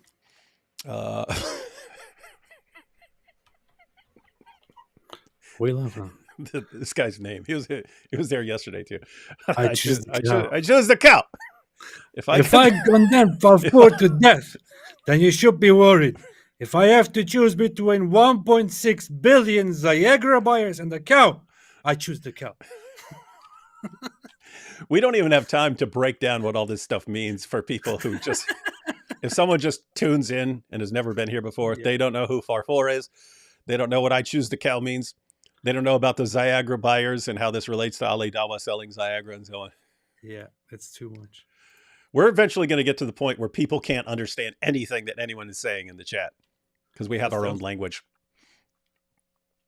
Endless terrorism because of this verse, Quran 9:11. They fight in the cause of Allah and kill or are killed, ethical or not. Why does life seem cheap to them? Yeah, guys, Surah 9, verse 111, sometimes called the verse of the barter, because it's, hey, Allah has given you the garden, therefore this is what he requires in return. You fight in Allah's way, and so you slay and are slain. That's important for some of the other verses in Surah 9, like Surah 9:29, when it says, fight those who do not believe in Allah. And there have been an occasional Muslim apologist who would say, but fight, that could just be like having a discussion. And Surah 9 itself defines what fighting in Allah's way means: slaying and getting slain. So you're killing until you get killed. Chloe says, D Wood, on my Christmas list, can you please give us member emojis? Oh, yeah, you should do that. I have the emojis from my old channel. I called them emojis because they were all Muhammad. And then AP came up with a better name. You called them momojis. Remember? So you Yeah. then you made momojis. I would prefer, guys, can anyone let me know in the chat if you guys can think of something for emojis, because my Apologetics channel also deals with atheism and Christianity. So I'm not sure I want Muhammad in there, because lots of the videos have nothing to do with Muhammad now. So, but I don't know what emojis to use. So if guys have any, matter of fact, don't post it in the chat, because I will be much more likely to check the comments later. So post any ideas you have for custom emojis for channel members in the comment section later. And if people come up with a good idea for some emojis, I can have them made. And that would be a good something for Christmas. But we have to come up with a good idea. Dude, they kill. Brigham Young, peace be upon him. Dude, they killed Farfour. They went South Park on it. What are you guys buying each other for Christmas? We haven't even thought about that, because AP is a total atheist. What Christmas are we talking about? How dare you suggest Christmas? Hey, how's it work for atheists? You guys still celebrate Christmas? Only in different ways, like in worshiping different entities. No, I mean, like, do you have a Christmas tree and stuff like that? Or you can have like a Christmas tree and like presents and stuff like that? Yeah, we actually do. We have a Christmas tree in the house, a very a big one. We have decorations outside and inside. My little our little 3-year-old son, he just loves playing with those and loves decorating. Yeah, we do. We participate in all this stuff. And yet it's going to be like, they're eventually going to ask some difficult questions. Daddy AP, what's it all mean? What's the meaning of Christmas? We don't know, son. You're gonna be like, I don't know. Let me look that up. Let me go with this Charlie Brown special. Oh no, this is completely wrong. This is completely wrong. Yeah. Hello, outsider. We do though on Christmas on occasion, because of our atheist background, we do engage in different things also, which is like, for example, after Christmas celebrations and gift giving and all of that is done, I take out my stash of human flesh and then we eat together. Pretty sick. Yeah. Oh my goodness, we actually have a ton. I didn't look at the number of super chats. There are a bunch of super chats. We are way behind. We're gonna have to do these rapid fire, because I would like to check out a little bit of this clip from Ben Affleck just to see how this is aged well. It's just so dumb. You're like, ISIS, I couldn't fill a AA ballpark in West Virginia or something like that. It's like ISIS he was even stopped, but now you have all these ISIS offshoots around the world. It's like, Yeah. dude, I think that's a little more built into Islam than you're aware of. Yeah. But it's a real problem with these guys. They always, it's just such a tiny minority that no one thinks like that. And these morons don't. You are actually helping them. You are actually helping the jihadis by pretending that they're this tiny minority of extremists. Exactly. Yeah, and so you guys are helping get people killed. Will he, dilly, really, shrilly, is he illy, tranquilly, he milli vanillies to kill Israelis? All because he willies a frilly Mars bizarre star with cigars and tar char, but he's not far. God, It's actually good. I wonder, can you do that stuff in chat? In that like chat GPT, can you say, hey, make me a dope little poem or something like that? You can. It's also very good, but I'm not sure if this would be something similar to that. Yeah. D Wood, what is your rebuttal to those who say you are violating 2 Corinthians 6:14 by associating with AP? Keep up the good work. I would say actually read the passage. How dare you associate with me? Yeah, Paul says How he's not dare saying. you? Paul says he's not saying just completely separate from unbelievers. He said you'd have to get out of the world.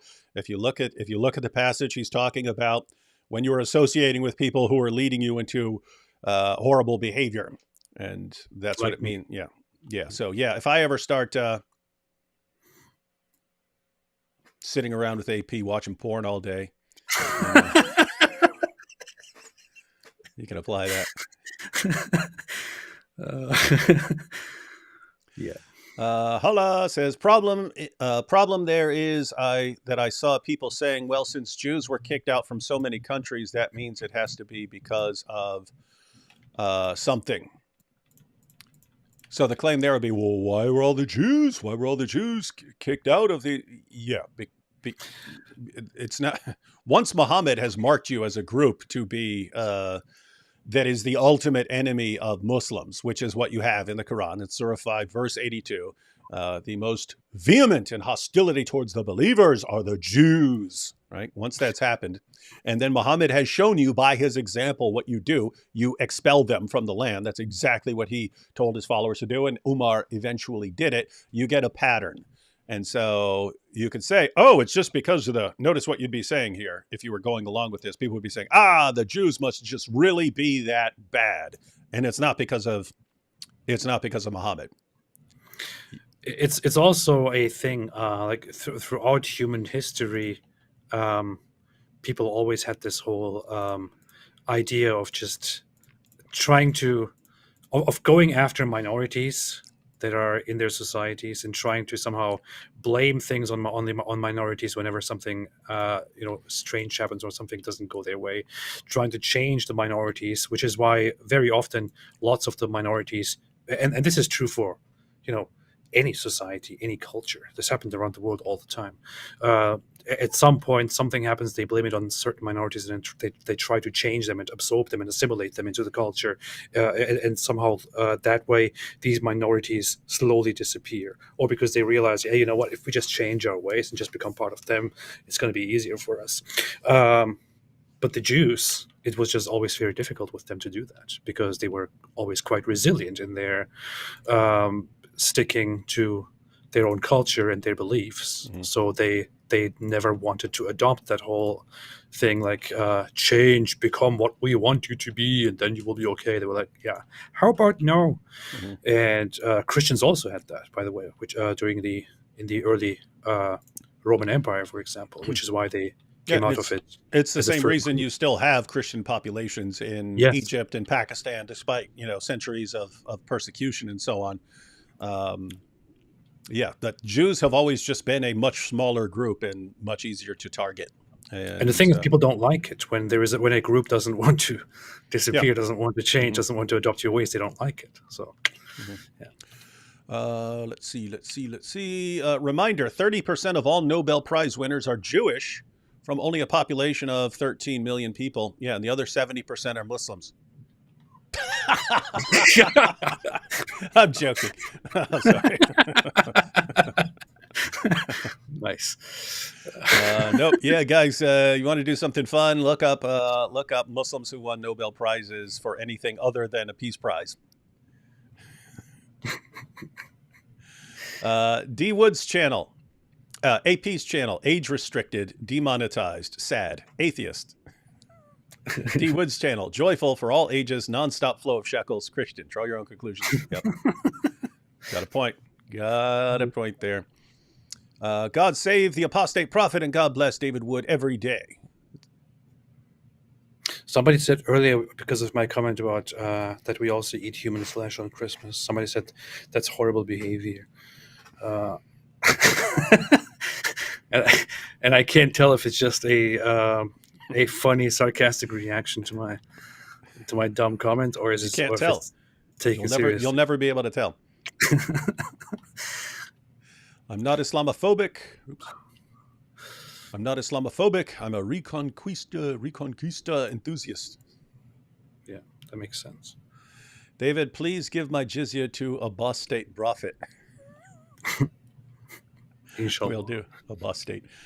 Why did Muhammad's wife leave? Because he couldn't bring home the bacon.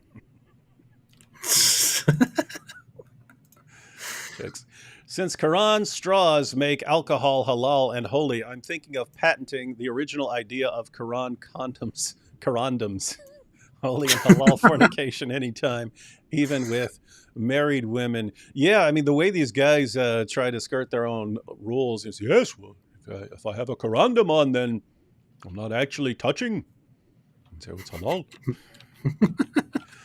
He says, I hope Bill talked to Tim Kennedy and Jocko Wilnick before his monologue for security tips. The religion of pieces will Allahu Akbar him into pieces unless he pays the jizz tax. Did I say that right? Yeah, you're close. Close enough. We'll give you a pass this time. But yeah, I'm sure Bill has plenty of security. And he has pointed this out back in the day.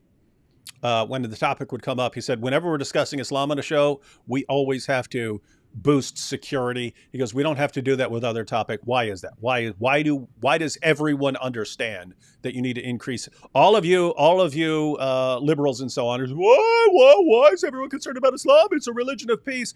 Every last one of you understands you need more security if you're talking about Islam. Why? How do you hold those two views in your head? No, it's just like everything else, and it's clearly not like everything else.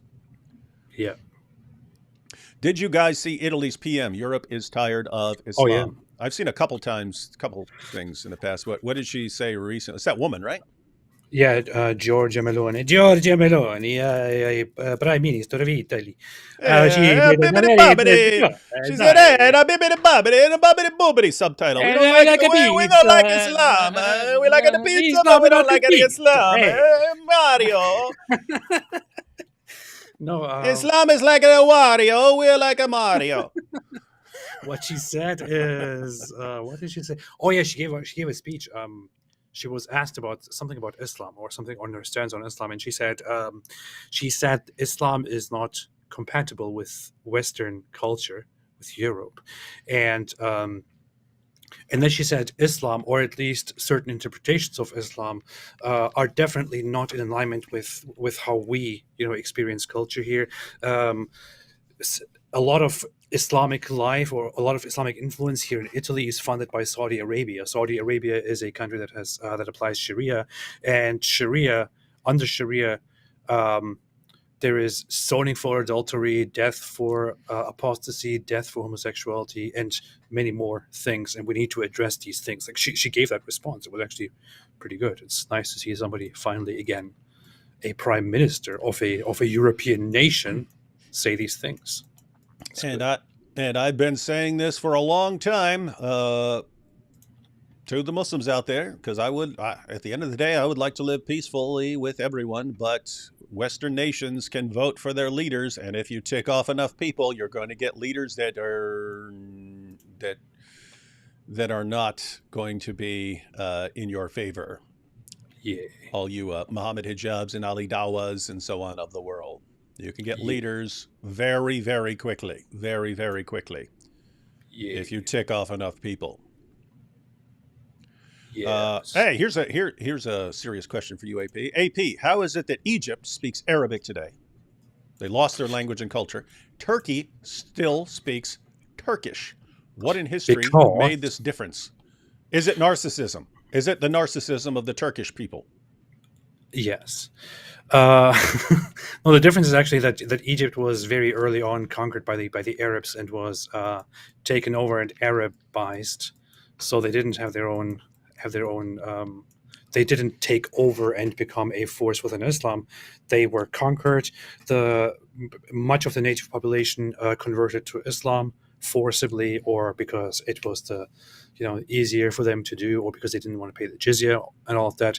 Much of the remaining population, the Christians, they remained, but the whole culture was changed. It was Arabized. The same thing didn't happen with Turks, because the Turks, they encountered the Arab forces while they were raiding and trying to, like the Mongols, conquer and capture goods and people and all of that on their way. They were defeated, so they settled, but they then arose, certain people among them, actually a small population of Turkic people, they adopted Islam and went out and started fighting for Islam and preaching Islam, and they became quite successful with it, especially those known as the Oghuz Turks.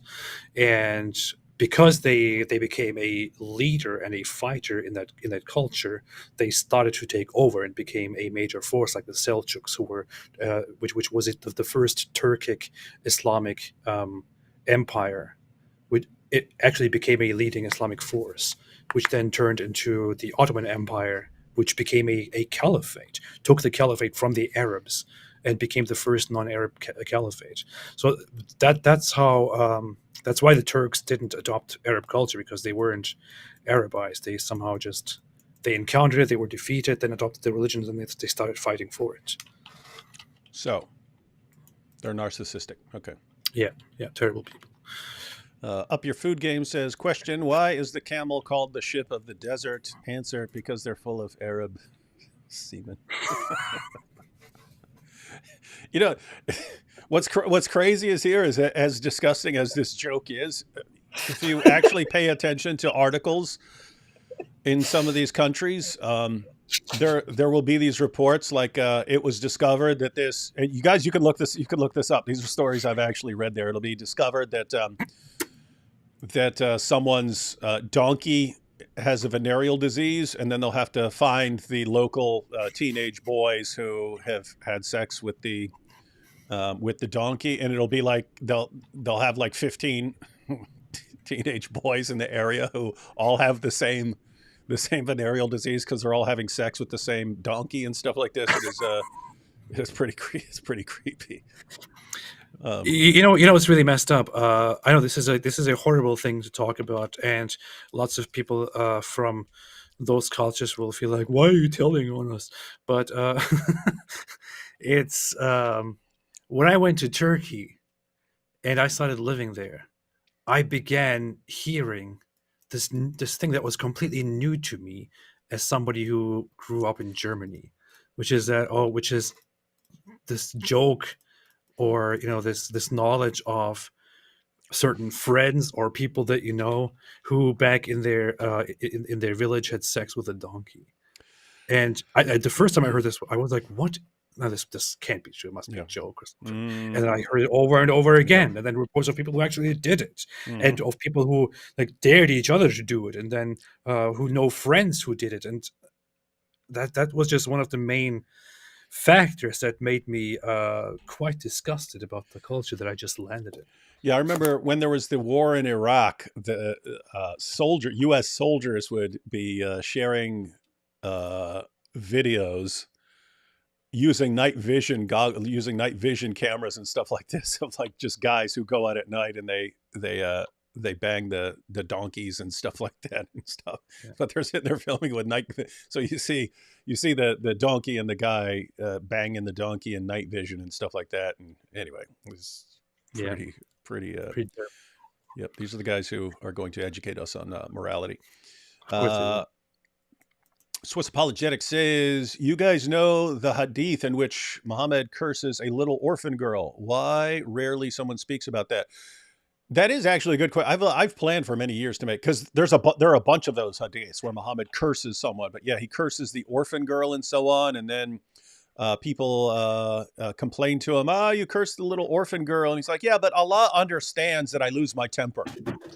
He understands that I lose my temper and I call down curses on little orphan girls. So, it's okay. But Muhammad will actually like say, hey, I'm just a hothead. And so it's like, wait a minute, this guy is the pattern of conduct. And he can call down curses on people, even on his followers, on orphan girls and so on. Yeah, Allah knows not to take me too seriously in my curses. Wait, this is your pattern of conduct, a hothead who calls down curses on a little orphan girl? So yeah, that's worthy of it. Matter of fact, we could do a live stream about that sometime and just bring up a bunch of these passages, because it does show like a problem with Muhammad. So yes, you are correct, Swiss Apologetics. That information should be put out there more than it has been. One of the funniest things to me when I think of Muhammad cursing is that two funny things, actually. I was going to make I think I did make a video a while ago about the things that Muhammad curses people for. One of them is like a woman comes to him and says, Ya Rasulullah, my daughter, she's sick and her hair is falling out.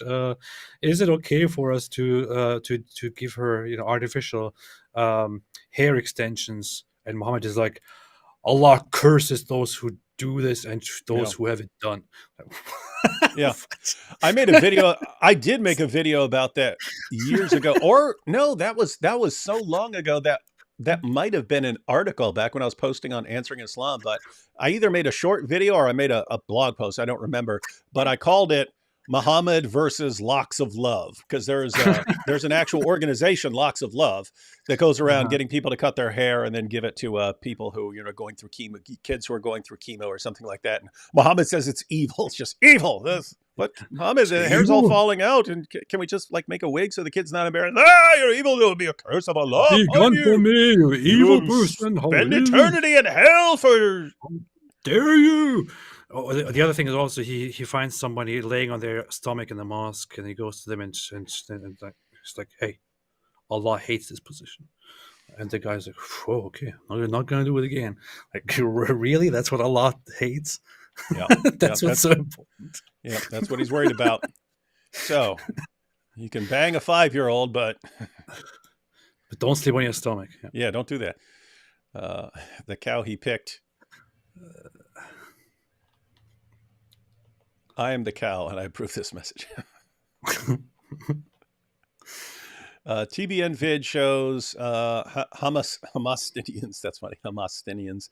TBN video shows Hamastinians are using baby dolls filled with explosives. Apparently, a woman with a baby were shot by IDF. I wonder if she ran at them. Yeah, don't know. Gosh, baby dolls filled with explosives. That's nuts. And notice the goal of that, right? It would be to make the soldiers extremely wary that anything could be a bomb, that anything could blow up in their face, and so make them more antsy and more inclined to shoot first from a distance, and thus kill more people who aren't actually Hamas, so Hamas can dial up their media campaign. Look what they did! They shot this person.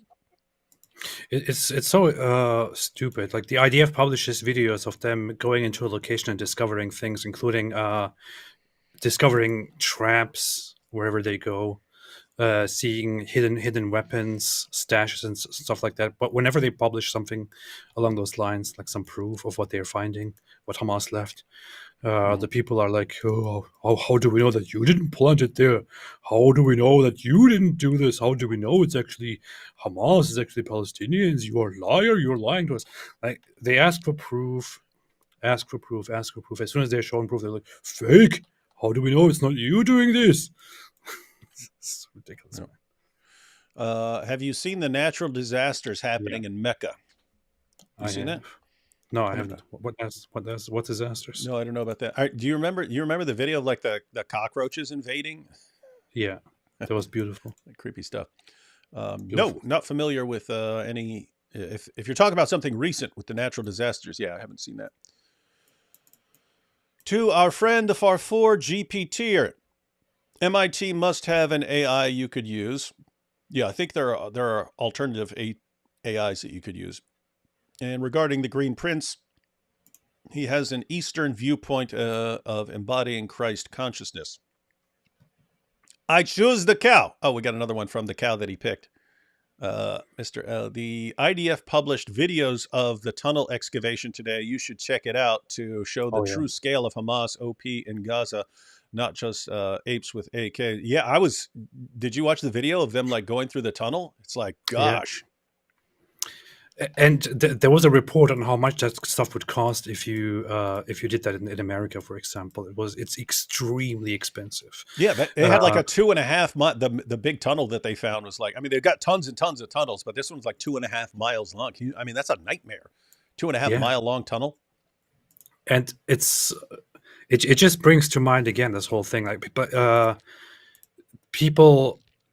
people around the world, they send money, they send funds and all kinds of things to the region, say, "Oh, this is to help the Palestinians, help them in their efforts and help them get a better life. They need it. They are in such bad situation."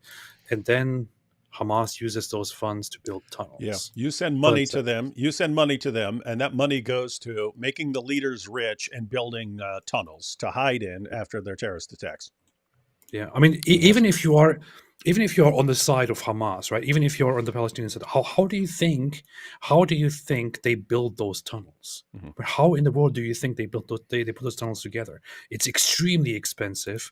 The money, the funds that are spent, the resources that are spent building those tunnels, if they were spent for the population or providing shelter or jobs or whatever it is for the population, they would be in much better situations at the moment, and they wouldn't have to go out and rape Israelis. I've always been impressed by tunnel building. There was you should look up the Battle of the Crater at some point. It was awesome. I forget which side was which, and it was during the American Civil War. So during the Civil War, and you had you had the armies in Virginia. They're lined up against each other, and they couldn't. Neither side could break through. And then one of the generals realized he had one of the whatever it is groups were miners. That's what their job was before they enlisted in the army and so on. So he's like, hey, can you actually like dig up under them? They're like, yeah, sure. So they start digging a tunnel. They dig a tunnel up under the opposing army's line, fill it with explosives, right? And then they come up with a plan. We're going to blow that up. We're going to blow it up right beneath them, and that's going to make a hole in their line. And then our soldiers going to march through, right? March through that hole in their line. So anyway, so they they do it, but they end up putting way too much explosives there. So it blows this massive crater in, but there's so much smoke that the army had all their soldiers lined up to march through this, but they just fell in this giant hole. Right? So the plan was for, sort of march down into the little dip and then march back up the other side and stuff. And it made a giant crater they couldn't see. So they all march into this. And then the opposing army, of course, gathers around, just starts shooting all these soldiers sitting down in this hole. Oh, boy. But it's actually funny. This cool stuff you can do if you can. It sounds funny. It's pretty cool. It sounds pretty fun. So we've got the Green Prince, and then Obey says Muhammad Hijab is the Golden Prince. He sure is. I got some super shekels from my name is Sean. Big Rig. This week in Muslim logic, Bill, humans are not good people. Momo was a human, therefore, he's using a syllogism here. Humans are not good people. Muhammad was a human, therefore Muhammad wasn't a good person. Therefore, Bill hates our religion, and every point in the video is wrong. Yeah, pretty much. That makes sense. Yes, Muhammad was good, even when he's cursing little orphan girls. His butt Tahrir in some parts of the world is also known as his butt's a rear. That's obviously someone from AP's channel coming over here. Definitely. Theory. Anti-Semitism is rising because you need to reject the Jewish story to believe in the standard oppressed narrative. Anti-Semitism is rising because you need to reject the Jewish story to believe in the standard oppressed narrative. I don't get it. Yeah, I feel like I would get it if my brain weren't fried right now. Anti-Semitism is rising because you need to reject the Jewish story to believe in the standard oppressed narrative. The problem is also when somebody mentions standard narrative, I immediately start thinking of Yasser Qadi, and then that comes into the standard narrative, and I came up with the standard Islamic narrative, which is abbreviated as SIN. Some guy. Let's see. Hey, what is this? What is this weird language? Is that Turkish? That's Turkish. This is again the lyrics to a very popular Turkish song from back in the day. You guys have music in Turkey? No, but sometimes we do. Yeah. What to call a Muslim billionaire? Prophet Muhammad. Prophet. Yeah. You two are doing great. Have a great stream. Yes, we are. We are doing a great job. Thus refuting Bill Maher's claim that human beings suck. Can you guys go to Israel and the West Bank together? Yes, we could. I would definitely go to Israel. I don't think I would want to go to the West Bank too. I don't know. You could. I've been to the West Bank. You could go there. Yeah, you probably want to be a little bit disguised. Yeah, I don't want to go recognizing you. Oh, you're going, buddy. You're going. I want to go to the West Bank. Hey, we have more Turkish here for you. This one's about you specifically, Ridvan. Hey, I can even read this. It says, Ridvan, you atheist. And then he says Farfor in there. So I see this. Uh, What is this? it says, Ridvan, you atheist, beautiful creature, or beautiful whatever, dance for me like Farfour. That's what it says. That's actually funny. Chloe here says, co-host Ash with James Whale smashed ambassador. Go watch Shani Luke video. Gazans are spitting on body. He said to the guy who didn't condemn October 7th. Yeah. Who said that? James Whale. James. I've been seeing that. I've been seeing that on Twitter. I have no idea who that is, but I've been seeing the James Whale thing. Oh, isn't that Talk TV? The guy I saw a clip of him. I don't know who that is, but I saw Talk TV clip with that guy. I don't know. Ryan here with the meow. Chloe, but pro Palestinians don't think like that. Jesus needs to give them more brain cells. Pray for the smooth brains. Yeah, it's and that's what sucks. Like, if the entire world was telling them, guys, get over it, and stop promoting terrorism and work towards getting, your own state and not trying to exterminate Israel, like they might go for it. The problem is the entire world kind of cheers them on, right? You've got college students cheering them on. You've got the Dawa guys cheering them on, and they think, oh, if this many people are agreeing with us, we can actually do it. No, you can't. No, you can't. Those college students are not helping you. They're hurting you because they're giving you hope. They're somehow making you think that you can actually defeat a massively more powerful nation. That is real. Yeah. Mm-hmm. Your Israeli agency handler says, "Good job, keep it going. It's good. We like all the messages." Let's see. Love you both. Watched David and gang for 10 years.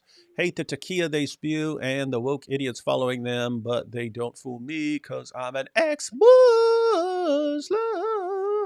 Wait, he said watched David and gang for 10 years. Hate the takia they spew and the woke idiots following them. So see, he's saying that you do takia and woke idiots are following you. That's what it says. Regarding the deaths of women and kids, Israel should say, we honor Prophet Muhammad's teaching in Sahih Muslim 1745 that they are of them. It's shirk to disagree. Yeah, we wouldn't want Israel actually using that as a defense, but that should be pointed out. Like, Muhammad was entirely comfortable with killing women and children if they are not the main targets and they're killed as collateral damage. Mahmoud. Let's see. And then we'll watch, take another super chat or two, and then we'll, because there's a bunch. Why is that? What's going on today? What is special about it? Is it because Christmas is coming up? I'm wondering why everyone's on here. It's a good topic, and it's Christmas. Okay. So it's a combination of factors. But yeah, we'll watch a little bit of this Belmar and the super genius Ben Affleck. I needed to split my shekels between you both, but D-Wood gets more. Oh, so this is probably on the, as far as the channel memberships that Chloe gifted. I needed to split my shekels between you both, but D-Wood gets more for being Christian. Once you become Christian, how dare you? You get more of my shekels. Looking forward to that. It's just like, this is discrimination. Yeah, it's like Eli saying that he gives you $199.99 and not the extra penny. See, this is racism. It's discrimination. AP's being oppressed, everyone. Yeah. Bill Maher is so on point. I know that. Again, that's why I had some other topics I wanted to cover, but we were like, oh man, we got to cover that because it was awesome. And my name is Sean. In 7th century Arabia lived a horny Arab fella. Muhammad was his name, and the Quran he proclaimed. While smoking some Quran kush, he grabbed 9-year-old Aisha's tush. Yeah. To admit God's not with them is to say Islam is false. Oh yeah, that is the problem. We pointed out, like, at what point do you realize, hey, God is not helping you defeat these Jews here? And the correct answer would be never, because you would start doubting Islam. They are hanging pro-Palestine papers in a city near me. Why is this propaganda hanging in American cities? Because there are lots of stupid people in the world. A lot of stupid people. And lots of, especially young people, but everyone in the West have been conditioned over a period of many years to just accept your daily marching orders. And you could just say, hey, here's the thing. So you get the message on Twitter in the morning. This is what you're supposed to be enraged about today. And if you don't get enraged about this, then you're bad and you're no longer part of our group. So everyone's been programmed with that now. It's exactly how it should be. Free Persia, freedom with dancing. Please cover this story. Sadeh Boogie, Free Persia. Yeah, we should be, and I've done it periodically, saying free Mecca and stuff like that. And but yeah, it is a ongoing problem. Golden Shower. There's a lot of stuff in Iran. Iran rebellions, again, protests, attempts to free it from Islamic oppression and all of that. Still ongoing, still a lot of protests and all of that still happening. I think that one's going to happen. Yeah, it's going to happen. I think forever. the Iranian regime is going to collapse at some point. Just hope it happens sooner rather than later. Inshallah. It's like Putin saying we will take Alaska back. Yes, it is. Give us Alaska back. They stole Alaska from us. Now we paid you for it. So what? You can't just buy stuff. Hamas is taking window shopping to new levels. Hey, wait a second. I wanted to look up if there is any recent, any such absurd comments on Alaska, and I'm seeing December 9th, Putin ally hints at Russian plot to reclaim Alaska in the face of weakened U.S. government. What? Oh, man. All right, let's watch a little of this clip. What's wrong with people? So the other thing we want to talk about, of course, is that you and I have been trying to make the case, I have anyway, that liberals need to stand up for liberal principles. This is what I said on last week's show. Obviously, I got a lot of hate for it. But all I'm saying is that liberal principles like freedom of speech, freedom to practice any religion you want without fear of violence, freedom to leave a religion, equality for women. Isn't that... It's so commonsensical, right? Hey, we're liberals. Notice he's talking to liberals. And it's funny because the liberals who are with him are going to lose their minds. Ben Affleck. How dare you? And it's, hey guys, we're liberals, but we keep defending this thing that is the opposite of everything we believe in. Why are we doing that? That is stupid. We should not be doing that. And it's like the worst thing anyone could say. And it's racist to point out the absurdity. Absolutely. Equality for minorities, including homosexuals. These are liberal principles that liberals applaud for.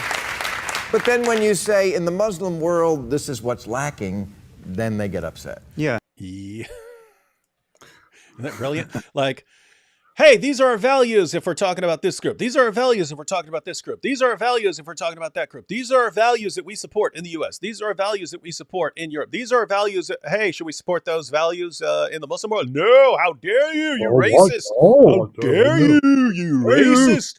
You're being a racist. Pretty much. It should be the least controversial thing in the world. And it's the most controversial thing you can say as a liberal. It's just nuts, man. Yeah, well, liberals have really failed on the topic of theocracy. They'll criticize white theocracy. They'll criticize Christians. They'll still get agitated over the abortion clinic bombing that happened in 1984. But when you want to... He's brilliant, isn't he? Exactly. Hey, guys, I just... For those who want to say, no, Sam Harris is wrong and stupid about this other thing. Yeah, he reminds me of Bill Maher in that sense, that he could be like, how are you this right over here and this stupid on this other topic? But yes, for some reason, just very, it's something that should be completely commonsensical. It must just be, they have some part of their brain that makes them somewhat immune to a certain kind of manipulation that influences most other people, and they just don't fall for it, and they're able to see clearly on this issue. Wait, if this is our list of values, then Islam is the opposite of that. Why in the name of common sense would we be supporting Islam? Whereas everyone else is just told, here is our list of values, and support Islam anyway, no matter what. Yeah. Talk about the treatment of women and homosexuals and free thinkers and public intellectuals in the Muslim world. I would argue that liberals have failed us. And the crucial point of confusion, Hey, yay, woohoo! Got the audience full of liberals saying, yeah, liberals suck when it comes to Islam, and we get insanely stupid. Thank you. Thank God you're here. Yeah. Well, did you hear Ben? What did he say? He said, "Thank God you're here," like sarcastically. Oh yeah. And that messed up. So he's like, "Hey, we failed. Liberals have failed when it comes to Islam." And Ben Affleck possibly roided out. I do not know that was the case. He could have just been totally enraged for some other reason. But it is plausible, Joe Rogan's theory, that he's actually roided up to play Batman at this point, and he's in a roid rage. But thank God you're here. Pay attention to what's happening up until this point here. They're not even talking about Islam in the West or opposing Islamization. They're not talking about any of these rather controversial things. They are talking about the rights of people in the Muslim world, like the rights of minorities, the rights of gay people, the rights of women, the rights of others in the Muslim world. It should be completely normal for you to agree that you should stand up for them because they probably need your help and your solidarity. But at this point, to be outraged, that's just ridiculous. Yeah, I know. That's what I mean. It's like, how is this not just completely obvious? Like, of course. I mean, even the audience is like, yes, good point. Like, hey, we're a bunch of liberals here, and we realize we've been really stupid in defending terrorism and Islamic abuse of women. And I mean, gosh, they still have the death penalty for being gay, and you persecute religious minorities. How are we defending this? It is the exact opposite of everything we say we stand for. How is it even controversial to say we've failed if we are defending Islam? Really, really. Hey, what is this? Chloe asked from earlier, "You're a felon?" D. Wood, that surprises me. Please explain. Chloe, where have you been?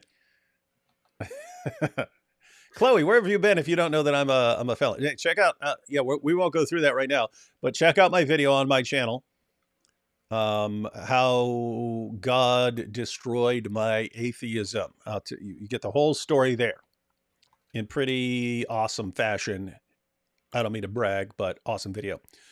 And Any Poo-Poo says, actually, I'd say this is the best campaign platform ever. David Wood, 2028. Please poll the audience. I'm sure I'm not alone. Get on board, AP. Yeah, I wonder if you could. I wonder if you could be vice president if I ran for president. We should do that just as a joke. I don't actually want to lead. Let's see. I would do it just because I would like to take the black stone and do my pig intestines trick. But other than that, I would not want to be any sort of political leader ever. I'd rather do what I'm doing here. President or vice president must be a natural born citizen. Sorry. Hey, look, she was 9 years old. Says I challenge. She was 9 years old. Guy says I challenge. I choose cow to a wrestling match. How did this become the big battle of our time? I choose the cow versus she was 9 years old. Hey, It makes sense. Hey, could you imagine if they actually had a wrestling match and then I choose the cow would be like, do you think that was a good move? It was the perfect move.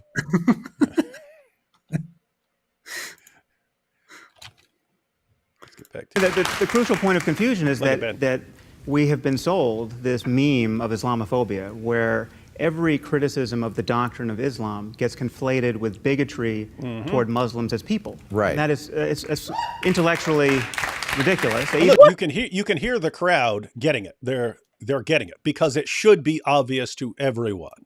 When someone says, "Hey, look, you can beat your wives into submission. You can marry child brides and stuff. We should be standing against that. And so, oh, you're just racist against brown people. You're like, oh, that's stupid. You shouldn't be falling for that. The crowd sees it. And then Ben Affleck, the champion of that, it's racist, is about to jump in and do exactly what what Sam here is pointing out is insanely stupid. So hold on, are you the person who understands the officially codified? Here we go. This is. I just wanted to see this. Watch. He pulls this. I mean, it happens every time. What are your qualifications? It's what we just saw from Dilly Hussein last night on AP's channel. Here we go. It's intellectually ridiculous. Even it gets. So hold on. Are you the person who understands the officially codified doctrine of Islam? Actually, yes, he is. So. Isn't that nuts, though? Like, I mean, think about this, guys. We're liberals. We say that these are our values. Islam teaches the exact opposite of those values. And we defend Islam because we've been programmed. We've been relentlessly programmed and conditioned to think of any criticism of Islamic values as something to do with racism. And it's just because the only people who say that that these things are wrong in the Muslim world are racists. We've been programmed that, and we need to stop. We need to actually defend the values that we say we believe in. And are you the Grand Mufti? Are you the Grand Mufti? I'm Batman. I'm Batman. You're talking to Batman. How dare you? It's the exact same thing. And for anyone who came in late, I mentioned this much earlier, but this is what you see. Any random politician who knows absolutely nothing about Islam, any journalist who knows absolutely nothing about Islam, they've all felt for years that they can say what is and is not Islamic. To such an extent, they'll say, these guys are not real Muslims because they're doing this, even though those of us who study Islam know that what those guys are doing is exactly what Islam teaches. But you'll have politicians and journalists, no, those aren't real Muslims because they're doing this thing that is commanded in the Quran. Yeah. And yet, if you criticize anything, well, how are you an expert on Sharia? Did you go to ALLthat? Are you the Grand Mufti? Then you have to shut up. Why? How is that a rule? How do you need to be a world-renowned expert to say, Muhammad says right here, you can beat your wife into submission, that's bad. Why do you need to be a scholar to say that? I don't know. I haven't been able to figure out. It really, really looks like it's just a simple way to attempt to silence someone. Just are you a scholar? Can't listen to you. Can't listen to you. You're not an expert on that in that field. Being able to read or think is pretty much all the ability you need to accurately criticize Islam. So you can say, well, this is. I'm actually well educated on this topic. I'm asking you. So you're saying if I criticize you're saying that Islamophobia is not a real thing. That if you're critical of something, Wait, what? Right? Who said that? Yeah, and Sam is going to respond. No, there are people who hate Muslims. There are people who hate Arabs. There are people who don't like Muslims just because they're Muslims and want to. Yes, there are people, and not saying that doesn't exist. That's not what's happening. If I say, hey, beating your wife into submission is bad. It's not what's happening. Yeah. What a dope, man. What a dope. Real thing when we do it. Right. Well, no, it really isn't. I'm not denying that certain people are bigoted against Muslims as people. And that's a problem. Big of you. But you're hearing me goes, that's big of you. Look at that response, man. That's big of you. That's big of you. Oh God. Shut up. About this. It's gross. It's racist. It's not. He's instantly going. It's gross. It's racist. Oh my goodness. That's that moment. Oh God. I'm Matt Damon. He should have had Matt on there with him. I'm Matt Damon. So it's like saying those stateless, shifty Jew. You're not listening to what we are saying. You guys are saying if you want to be liberals, believe in liberal principles like freedom of speech, like we are endowed by our forefathers with an inalienable rights, like all men are created equal. Ben, we have to be able to criticize bad ideas. And of course we do. Here we go. Let me back this up because this is like the ultimate classic line from Sam Harris. Here we go. All men are created equal. Ben, we have to be able to criticize bad ideas. And of course we do. No liberal doesn't want you to criticize bad ideas. But Islam at this moment is the motherlode of bad ideas. Jesus. So we have... I love Bill Maher there. It's like, exactly. How is this an issue? Of course. Watch Bill Maher. It's awesome. His little reaction there just puts his arms up in the air. Freedom of speech, like we are endowed by our forefathers with an inalienable rights, like all men are created equal. Ben, we have to be able to criticize bad ideas. And of course we do. No liberal doesn't want you to criticize bad ideas. But Islam at this moment is the motherlode of bad ideas. Look at Bill. Jesus. So we have ideas. It's so easy. How hard is this? It's so simple. What's your problem here? Are you stupid? I love that. and then what? It's probably not always the most diplomatic way to respond to somebody who is so outraged like Ben Affleck, but the fact that Sam Harris here just responds with such a harsh fact here, which is like this guy is already outraged that you're speaking so critically of Islam and Muslim culture, and he's like, no, it's not just a bad idea, it's the motherlode. It's the motherlode of bad ideas. And I wonder if he's just like, hey, I got to go ahead and say this, or he's like, Ben Affleck looks like he's about to explode, and I'm going to enrage him even more, just so he looks like a ball of whiny emotion even more. Let me back this up. Watch out. So Sam says Islam is the motherlode of bad ideas. Bill Maher gives us, finally, someone said it. It's so easy. How hard is this to understand? And let's see Ben's reaction here. Bad ideas. And of course we do. No liberal doesn't want you to criticize bad ideas. But Islam at this moment is the motherlode of bad ideas. Jesus. So we have ideas like blasphemy. It is an ugly apostasy. It is one basic liberal let me principle unpack of it. Tolerance. Let me unpack it. But not for intolerance. No, of course not. But the It just cracks me up. It's Ben. First of all, what in the name of what is Ben Affleck doing on this show? Why is he talking? Too often, celebrities that became famous for completely different reasons try to talk about things that they shouldn't be talking about. Like, why is this guy talking about this at all?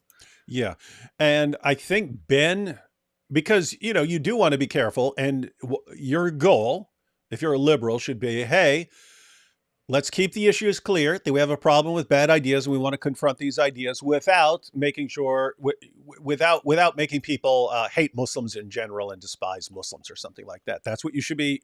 That's all you should do. If you don't know what you're talking about, which Ben Affleck doesn't, that should be the goal. Hey guys, let's just keep it clear that we're talking about the realm of ideas, and that there are people who are acting on those bad ideas, and we need to confront those people. But this doesn't mean that you just hate all Muslims or something like that. That should be the goal. That should be the goal. And they would have all agreed on that. Instead of, how dare you, you're racist, you're being racist, oh my goodness. Fine, Batman is canceled. I'm canceling Batman because you're so evil. What a big baby. Let's see. Yati says, the white robes and shaving head at the Kaaba is pure Hinduism. The black stone is literally a Hindu Shiva lingam. People don't know about Hindi presence in pre-Islam Arabia. There's more to this. I've seen that. I've never seen the evidence that this is actually, no, I'm not saying there's not. I've just never looked into it, but I've seen that there was Hindu influence there. And so, but I'm wondering, it would kind of make sense if there are problems with saying that that Mecca was this hub of trade and so on. It's not on the trade maps and so on, but there was lots of, there was spice trading and so on going around, but lots of that was from Yemen. So I don't know. I don't know what the level of influence was. I would say I would contest that immediately and say that there is no evidence for that at all. Wrong. Secondly, wrong. Secondly, the whole the stone, the black stone, it doesn't have to be a Shiva lingam or anything like that. People often act like, especially, like, no offense, but from Hindu background, often act like Hinduism has a monopoly on world polytheistic religions and their cultures and influences and all that. But that's not really the case. Stone worship and using stones during worship, using stones to somehow identify their gods and all of that. It was a common thing in pre in Middle Eastern, even Semitic cultures, it is very well known that that was a thing, and the fact that the Arabs also had such a practice is not very surprising. It's probably not connected to Hinduism or anything like that. It is just something that cultures that do not just come from one source, which is India, but cultures independently developed or just traded and gave to each other. They also had this practice of having cube-shaped buildings in Arabia and in Persia and slowly in other places. They didn't adopt all of these things from Hinduism. They just developed them separately. So yeah, I wouldn't say that there is any origin to that at all. So yeah, I'm like Ape. I would need to see some good evidence of that, and not just, hey, well, they had a stone and they had this cube, and we see that's same thing in other areas. We'd have to see some actual evidence of borrowing there. Yeah. Demetrios says, hey guys, just wanted to ask you if you had a chance to see the video I sent to AP. Would love your take on it. Maybe you can make a video reacting to the lecture. I saved it, but I didn't look at it yet, unfortunately. Well, Yeah, why are you being a jerk? Could be something important. We get lots of our good points from people pointing stuff out to us. I don't like to look at important things. Far 4 says, Jewel to Texas. Yeah.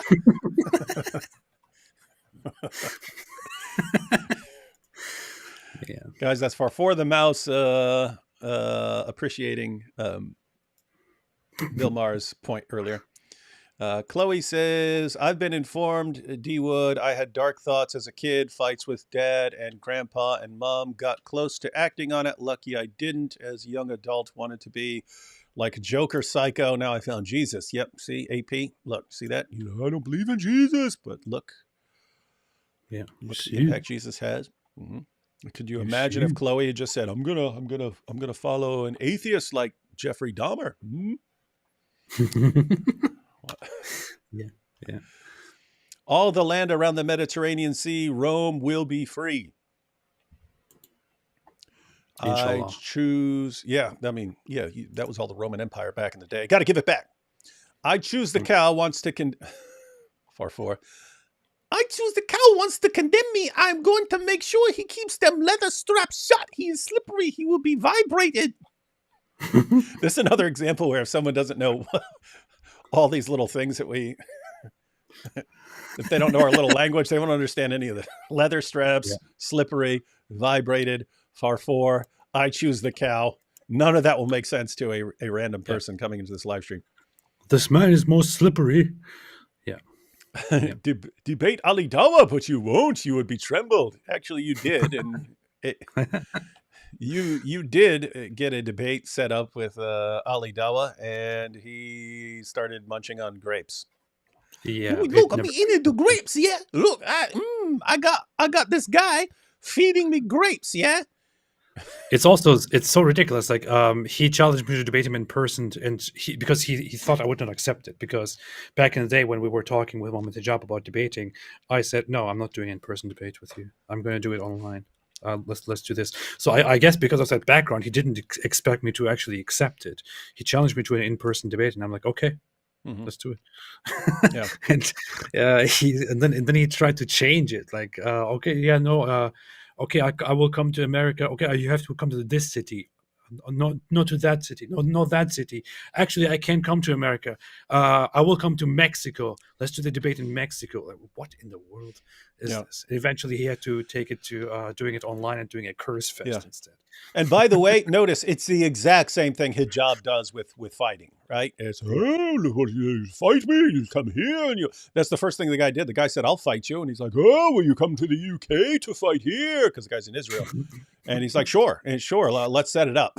So it's just we should take bets on how Mohammed Hijab is going to back out of this. Like, what are all the possible ways that he can back out of this while saving face and making it seem like he's not backing out?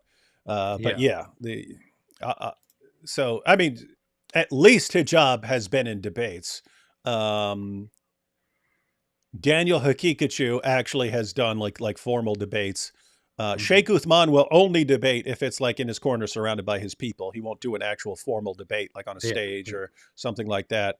But Ali Dawa, I mean, I can't imagine that guy doing a formal debate. And I don't think he ever will. I've never seen him do it. I don't think he ever will. I think he's a total coward. And I think he knows how stupid his ideas are and how they would be destroyed. Imagine Ali Dawa being in an actual formal debate. That's just, no, it's not going to happen. Yeah. Not going to happen. She was 9 years old, says, we need an AP and D Wood lore explained stream. We need like a list where anyone who's new comes along. We just say, hey, go over to look at this document or look at this post or something like that. I guess I could have like a community post somewhere and just share the link, or maybe might even need to just repost the list in the description of every live stream. Here's what leather straps of the anus means. Here's who Farfor is. Here's we should have a thing we should have everyone who comes here first has to go and look at that list and before they can make comments. Amber Black says, David, you can vote or own a gun. No, I cannot do either. I think I could, if I applied for them, get my rights to vote back. I just don't care enough to do that. So hold on. You can run for president, but you can't vote. That's what's funny. And that's why I need to run for president. It's the only way I can pardon myself and get my right to own a gun. That's so stupid. Yeah.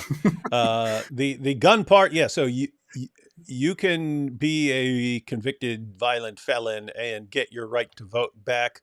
They will not give me a right to own a gun back. And to be fair, I understand it. I understand the rule. Hey, this guy has been violent and therefore can't have a gun. Just kind of sucks when you got jihadis around the world saying they're going to brutally slaughter me and my entire family. And so, I'll be sitting here like this. Oh, come get me. I've got these pliers. I've got this Gerber. Fortunately, I got these guns, ladies and gentlemen. Anyway. Yeah. How about Quran toilet paper? Yeah, well, someone's got to print it up and market it. As you said yesterday, atheists wish for divine justice. Come to Jesus, AP. I believe your good deeds will be rewarded with a chance to see him at the end. He will help you release your anger like he helped me. Inshallah. Hey, Chloe, why you keep... I get what Chloe's saying. Hey, AP, come to Jesus and stuff, but she seems to think that I don't think of you as an angry person. She's telling you he can help you get rid of your anger. Not too much. Just like you don't seem to, like, you seem to be appropriately enraged at certain things. Like I normally say, and it's like, okay, yes, it is appropriate to be angry at that. Yeah, I do sometimes get uncontrollably angry when I am confronted with certain situations. Yeah, it's usually messed up stuff, and then you'll start ranting. Yeah. You often see that. It's like, actually, you know what? The most angry that I am throughout especially over the last years, is during some of the live streams that we have.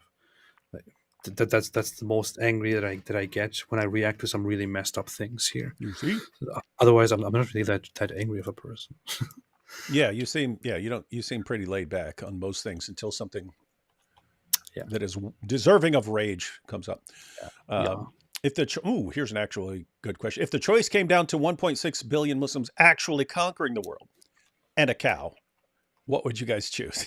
Yeah, I go with if it's see the way Masab put it, it's like, hey, if I have to choose between 1.6 billion Muslims or a cow, it sounds like he's saying dying or something like that. And he would rather save the cow or something like that. If you're talking about conquering the world, yeah, I'd take the cow all day long. I don't know. It's a difficult decision to make. Let's see. How can anyone move the Jews when God has already given the Holy Land to them? Yeah, I pointed out before, I don't even think of Israel in the terms of like, when I'm thinking about the issue, I'm not thinking of any sort of divine right to the land. And does this group or that group have divine rights? Some people, lots of people do, and lots of Christians do.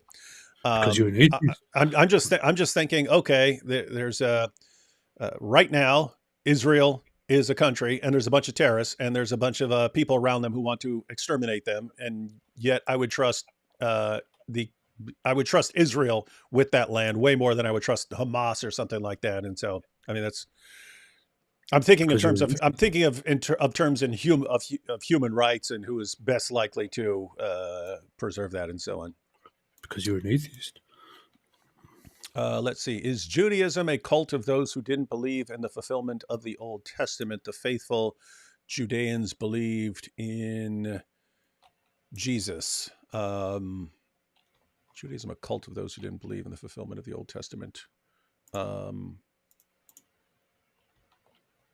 Yeah, I don't know if I describe it. I don't know if I describe it that way.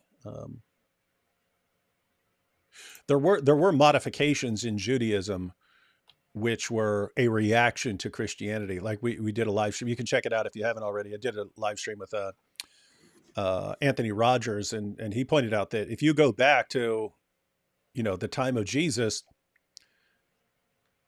it was pretty common to believe that there was some sort of plurality within the nature of God because of passages in the Old Testament and because of their commentaries and so on. And they would talk, it's very common to talk about God and the Word of God as like divine and somehow personal, and the Spirit of God as divine and somehow personal and so on. This was all very common, and later Judaism sort of went into a Unitarian mode to set itself more distant from Christianity and so on. But I don't know. You still have a big spectrum within Judaism now. Yeah. So. Indeed. Let's see. Jesus GPT. Facing a situation where Hamas desire harm, remember wisdom and love central to my teachings. Prioritize safety of innocence, necessity for authorities to act. Romans 13. It is a servant of God, an avenger. What is this? Is this something you actually put into? Is there a Jesus GPT?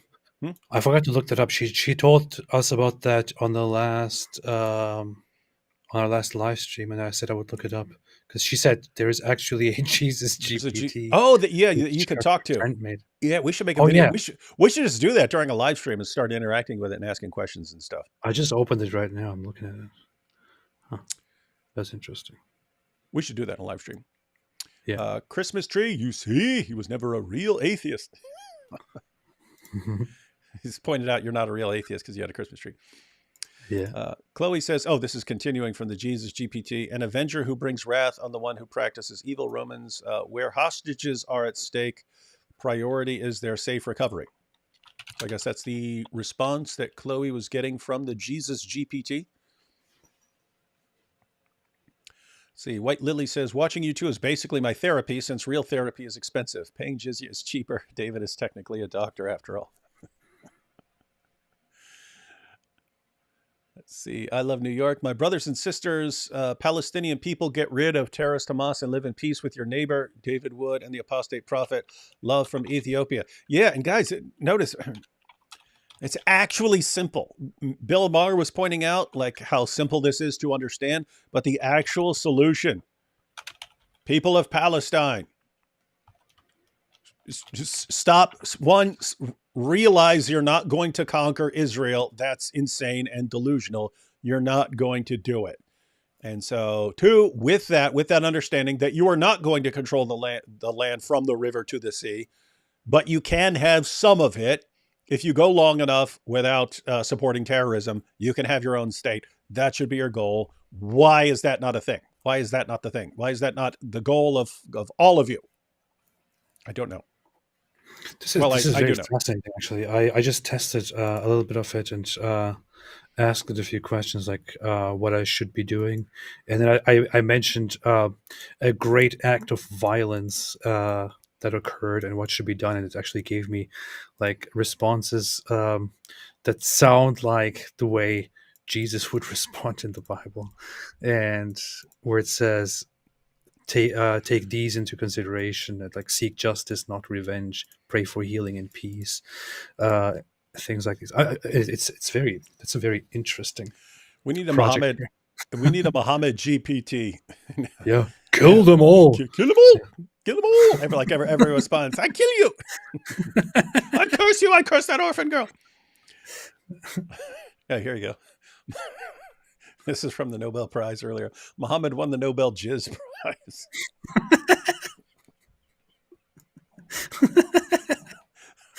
Man.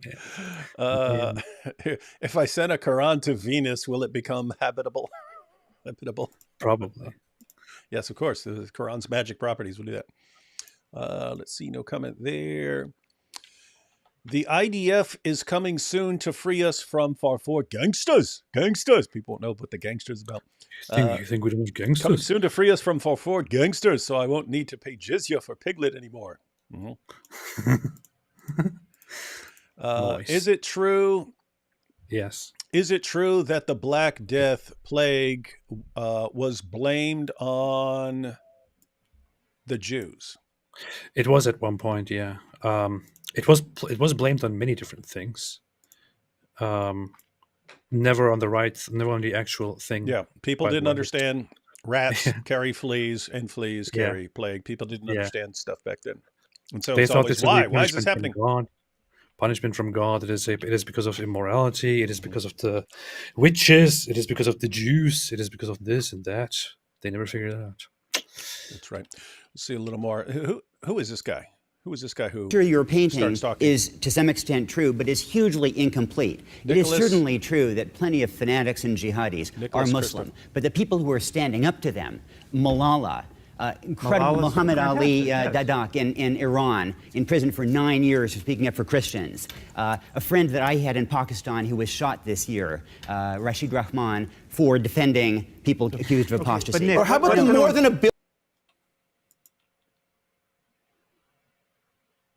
What did this guy say that Sam and Bill wouldn't agree with? Hey, yes, you need to support the people who are standing against that stuff. I think the difference is going to be, as far as all these guys are concerned, is Bill and Sam understand that it has something to do with the ideology and it's not just like random.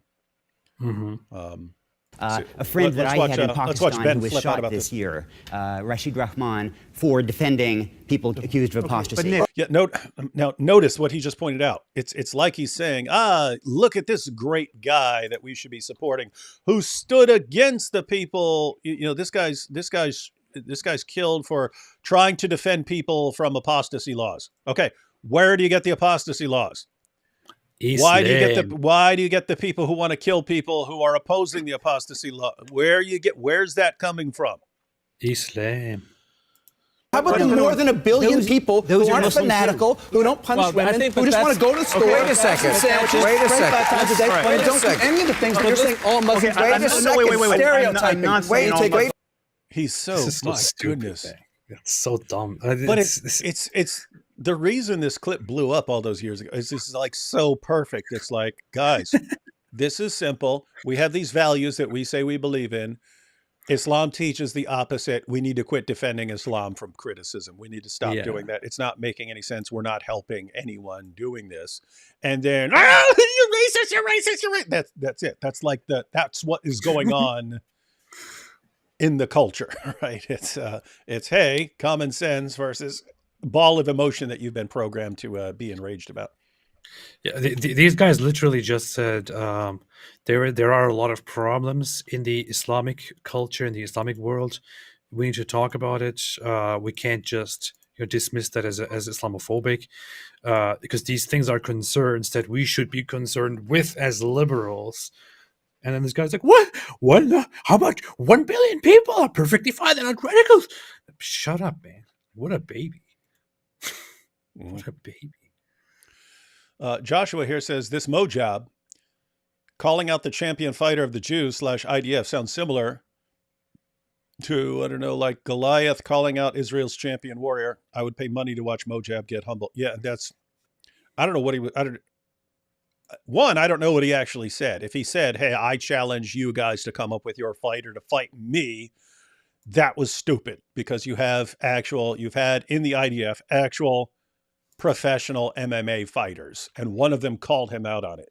And there is no way, Muhammad. I mean, even if he's like, here's the thing, I don't think he's that he's a narcissist, but I don't think he really thinks, like, even though this guy's 50 years old, and even though I outweigh him by at least 100 pounds, and I'm almost a foot taller than him, like, you could think every advantage, he has to know he would get destroyed by that guy. And you just have to go, like, back to the early days of UFC and look at what an actual expert in Brazilian Jiu-Jitsu does to someone who's even much bigger. Brazilian Jiu-Jitsu tends to work pretty well against guys. And they even have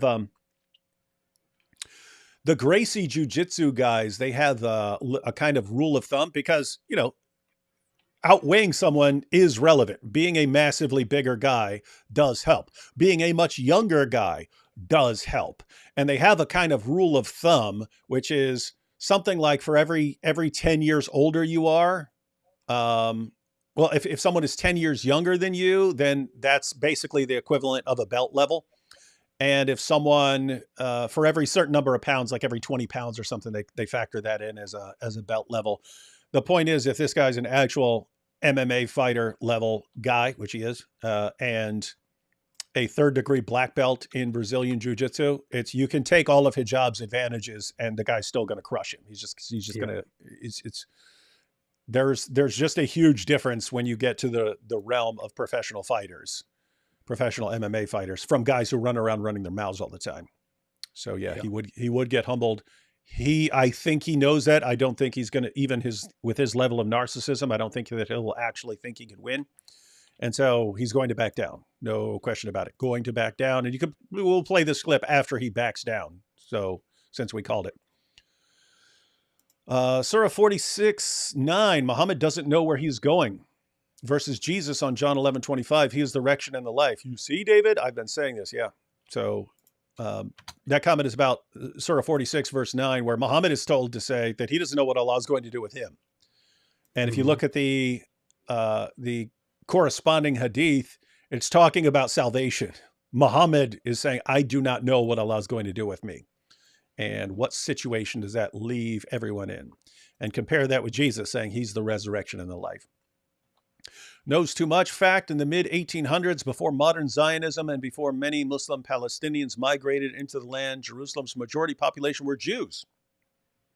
I don't know that. Is that, have you heard that? So to my knowledge, they were not the majority population, but they were a very significant population, and they were. It might be it was fluctuating, but there was a very significant Jewish population that was like. So maybe because you did have Jews moving there, and then the Ottomans eventually start trying to bring in other people to offset the numbers. What maybe, and I don't know one way or another, but so you're saying there could have been a time when Jews had the majority there in the 1800s. Interesting. We'd have to check it. Yadhu here says Jews were never kicked out of India. They have lived here for 1400 years with no conflicts, and the Zoroastrians too. And yes, I choose the cow. Nice. I think lots of Hindus would say they choose the cow. Yeah. David, here is some jizya for you. Keep up getting AP to convert Christianity. He already has apostate, so it's 75% of the piety cost. CK3 references, you also have a weak hook on AP for being a disbeliever. So these are all game references here. That's good. That's see, when I hear you guys making your gamer references, now I know how other people feel when they come on and they don't understand a bunch of references that we're using. Yeah. Muslims genocided the Samaritans. Only around 100 left in the early 1900s. Israel secured their protection, saving them from complete annihilation. Interesting. A little more of our hero Ben Affleck destroying the Islamophobes. Sad things, and you painting the whole group religion with that. No, let's get down to who has the right answer here. 1 billion people, you say. All these billion people don't hold any of these. 1.5 or something. Don't hold these pernicious beliefs. No. I would. Well, I think he just said so. Bill Maher said, "Okay, 1 billion people," because that's what Ben Affleck's. What about the 1 billion people who don't do this stuff? And then Bill Maher said, "Okay, billion," and then Ben Affleck says 1.5 billion. So he thinks 1.5 billion. And matter of fact, yeah, I forgot about this. This is where Sam actually points out, they start going into some of the statistics and saying, hey, even though these guys aren't doing jihad and stuff like that, it is very common to have some very illiberal views among the majorities in various countries. They don't. That's just not true. He's going to mention it. He's going to mention it. It's just not true. Can I just express how I think it breaks down in terms of the idea? You haven't even defined them. You're trying to say that these few people, that's all the problem is, these few bad apples. And that has been the biggest problem when, what was it, Obama, when he said, 99.9% of Muslims do not support. And it's something that we had to point out to Rabbi Shmuley, which is, you pointed out, this is the views that you're saying aren't part of us. They're a lot more common than you think. Yeah. And they're going to point this out here. The idea that someone should be killed if they leave the That's Islamic... horrible. That should Wait. You're saying that the fairway idea that Islam. someone should be killed if they leave the Islamic religion is just a few bad apples? The people who would actually believe and enact that you murder somebody if they leave Islam is not the majority of Muslims at all. Okay, but one, it's definitely part of Islam. And two, you're about to get schooled on this, Ben. Yeah. Let me break this down for you. Okay, we have, as you say, we have 1.5, 1.6 billion Muslims. Now, second biggest religion in the world, a quarter. Well, Ben, let me unpack this. I looked it up on Wikipedia right before the show. Second largest religion in the world. See, don't I sound smart and I know what I'm talking about? You sound. Let me unpack this for you. Please do. We have luggage has been sitting there packed just up. imagine some concentric circles here. You have at the center, you have jihadists. These are people who wake up in the morning wanting to kill apostates, wanting to die trying. They believe in paradise. They Horrible, believe, bad they believe people in martyrdom. Outside of them, we have Islamists. These are people who are just as convinced of martyrdom and paradise and wanting to foist their religion on the rest of humanity, but they want to work within the system. They're not going to blow themselves up on a bus. They want to change governments. They want to use democracy against itself. Those two circles arguably are 20% of the Muslim world. Okay. So concentric circles, 20%. This is not the What are you fringe of the basing fringe. that research on? A bunch of poll results that we can talk about. So to give you one point of contact, 78% of British Muslims think that the Danish cartoonist should have been prosecuted. 78%. So Notice, so Ben pointed out, hey, we've got free speech, and that is a value that we share, and so on. And so Sam points out, okay, 78% of British Muslims, we're not talking about Pakistan, 78% of British Muslims say, hey, cartoons of Muhammad should be, you should be locked up for that sort of thing. Mm-hmm. So you've got a problem. This is not a fraction of 1%. It's most in the UK. How do you not see that as a problem? You just said Nazi. Conservative when I roll this back to 20%. But outside of that circle, you have conservative Muslims who can honestly look at ISIS and say that does not represent us, that we're horrified by that, but they hold views about human rights and about women, about homosexuals that are deeply troubling. So these are not Islamists, they're not jihadists, but those views are anathema to ours. But they also keep women and homosexuals immiserated in these cultures, and we have to empower the true reformers in the Muslim world to change it. And lying about the link between doctrine and behavior is not going to do that. It's just nuts that this would be considered controversial or that this would be something that enrages someone, right? He's stating basic factual information. So, hey, we do have a problem with some very dangerous ideas. And then the response, but most Muslims aren't running around slaughtering people in the name of Allah. So why are you putting them all together, lumping them together in with all these other people? And Sam said, no, it's actually, once you look at some of their ideas are majority in various populations. So don't act like it's this tiny minority or something like this. It's large populations who have some very, very illiberal views. We need to deal with that. And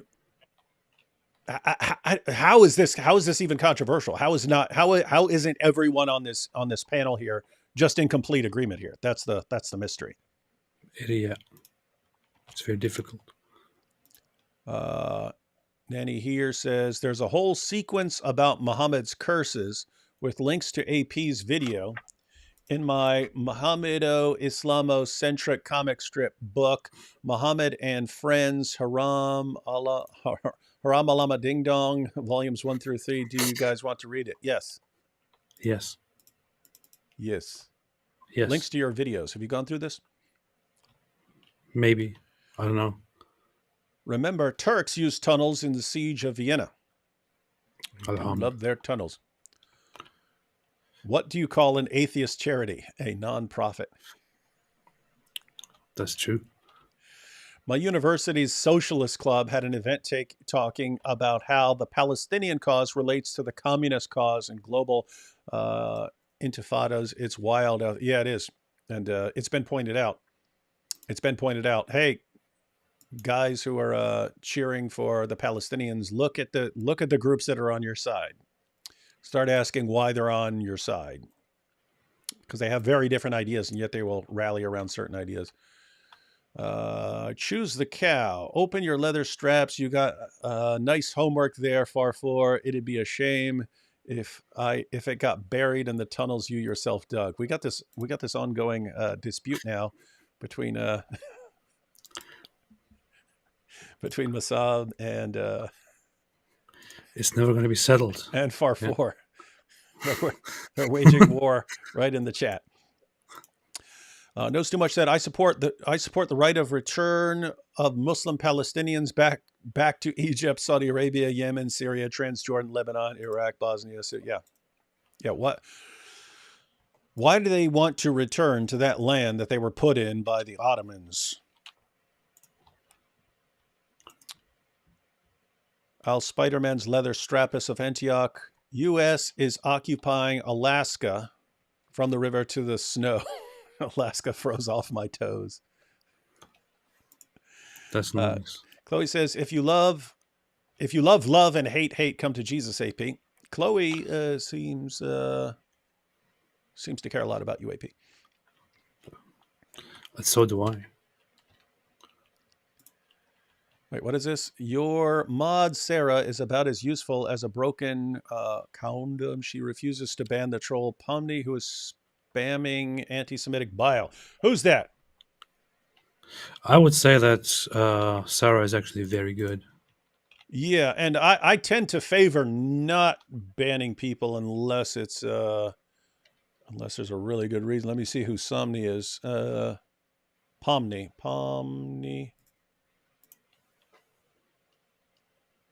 Let me see what. Anyone else think Ben is right? Ben is right. Ben is representing Pomni. Pomni reminds me when I was 11. I don't see any stuff because I'm only going back for a little bit, but I'm going to take your word for it. Wait, guys, let me ask. Has Pomni been spouting anti-Semitic nonsense, as has been claimed? Tell me if that is correct. Because I don't see any, but I can only go back. I don't have all the comments on there. I only have the recent comments. He's saying Ben is right. He's saying Ben is right. But saying Ben is right, as stupid as Ben Affleck is in what he's saying, would not be a bannable offense. People are saying Sarah is the best mod. People are saying Sarah is awesome. That's what I'm saying. You're saying Sarah's got it all wrong. That calls into question. Oh, Ara says ban him.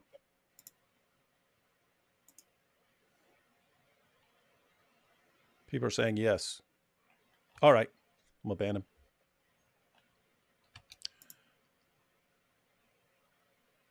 Goodbye, Pomni. Get another channel, come back and spout your anti-Semitic bile again. Goodbye. I'll ban your new channel in your face. Goodbye. Let's see. Oops. Super chats. All right, you see. All right, let's watch a little more of this. Great divide. The Great Divide is not between Islam and the rest. It's rather between the fundamentalists and the moderates in each faith. Okay, but we're misled to think that the fundamentalists are the fringe. Okay, we have jihadists. Gosh, notice how he nails it, right? So, hey, yes, you have moderates and you have fundamentalists. And the guy says, you've got that in everywhere, man. You've got that in every religion. Yeah, we're misled to believe that the fundamentalists are some sort of extreme fringe in Islam. And it's Yeah, not. but that's just something you're saying, man. Like, dude, man. Yeah. So, good points. Good points. Good points being made here. Islamists key and point. conservatives. And by the way, it depends so hundreds of millions of people fit that You're description. saying that the strongest voices are coming from those who are jihadists and extremists, and that represents yes. a bigger piece Yes. of the pie than we often think is true. Yeah, notice, my goodness, this guy got it. Like, I don't know what it is about Ben Affleck being enraged about something, but somehow like a mental block goes up and we cannot understand a simple point. This guy at least understood the simple point. Hey, you're saying that this is not an extreme fringe, that it's actually a lot more common. Yes, simple point. And the only follow-up point is, hey, does this stuff go back to what Muhammad actually commanded? Is it actually part of the ideology, or is it just, some weird offshoot or something like that? Question. Okay, so having said that, and even if that is true statistically or otherwise, the key thing to recognize that I don't think is part of the argument, but I think should be, is that there are voices that are oftentimes raised in opposition to these jihadists and to these extreme acts. Yes. But guess what? They don't get covered. They don't get exposed. And they're not given the same level of platform. Yeah, no, that was a fail here. Yeah, that's totally ridiculous, right? Anytime someone, Islam's a religion of peace and tolerance, they put them all over the news for years after every terrorist attack, after 9/11, after the 7/7 bombings, after every terrorist attack, they would parade all of that. Oh, we don't support that. We don't support that. We don't support that. You know what? Sometimes I feel this whole thing. You know how sometimes certain people say, you guys, you shouldn't be talking about this. You are in no place to talk about this because of your background, culture, skin color, and all of that. I usually find those things ridiculous.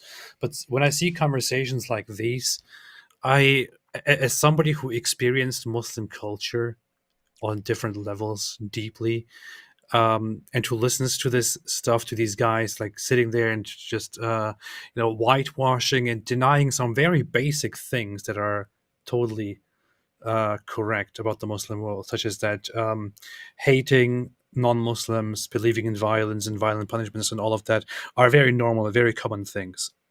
These are things very common among the regular Muslim. You don't have to go to the jihadists or the Islamists and all of that. But seeing these people, give these speeches makes me think, please shut up, guys. Shut up, guys. Let those people talk who actually know. Stop trying to be these saviors who are like, oh no. We shouldn't talk like that about the Muslims. We should treat them with these baby gloves. The Muslims, they're all very nice people. Let's not talk about the bad things, regarding Muslims. No. We shan't do that. We have to protect them. This is just so stupid. It's really, really, really pathetic. Phoenix says, sorry, AP misunderstood. The taquilla I meant, so this is from earlier, was meant at the Missy spread, not D-Wood and gang. Lil, keep up the good work, guys. Yeah, we know we're not doing taquilla. I'm joking. Yeah. That's usually how I joke. The cow he chose. Uh-oh. We got some Hebrew there. What does it say, AP?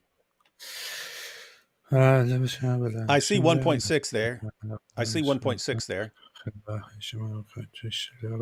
Just kidding. I can't read that. I was like, I was about to be impressed there. Yeah. I had a Mexican friend named Alvarez in prison, and we'd be out on the weight pile, and I would be pretending to speak Spanish. But he would respond in Spanish, even though I'm just babbling, and he knew I was babbling. But I'd just be sitting there. We're sitting on the weight pile and stuff like this, and I'd go, "Hey, Alvarez, rende para rico suave," and he would talk back, but he would be saying stuff, and like afterwards, guys were coming up. Wow, David, I didn't know you knew Spanish like that, man. Man, that's AP. That's like AP doing his Hebrew. It's the need to virtue signal and hate for Christ. Yeah, that would be.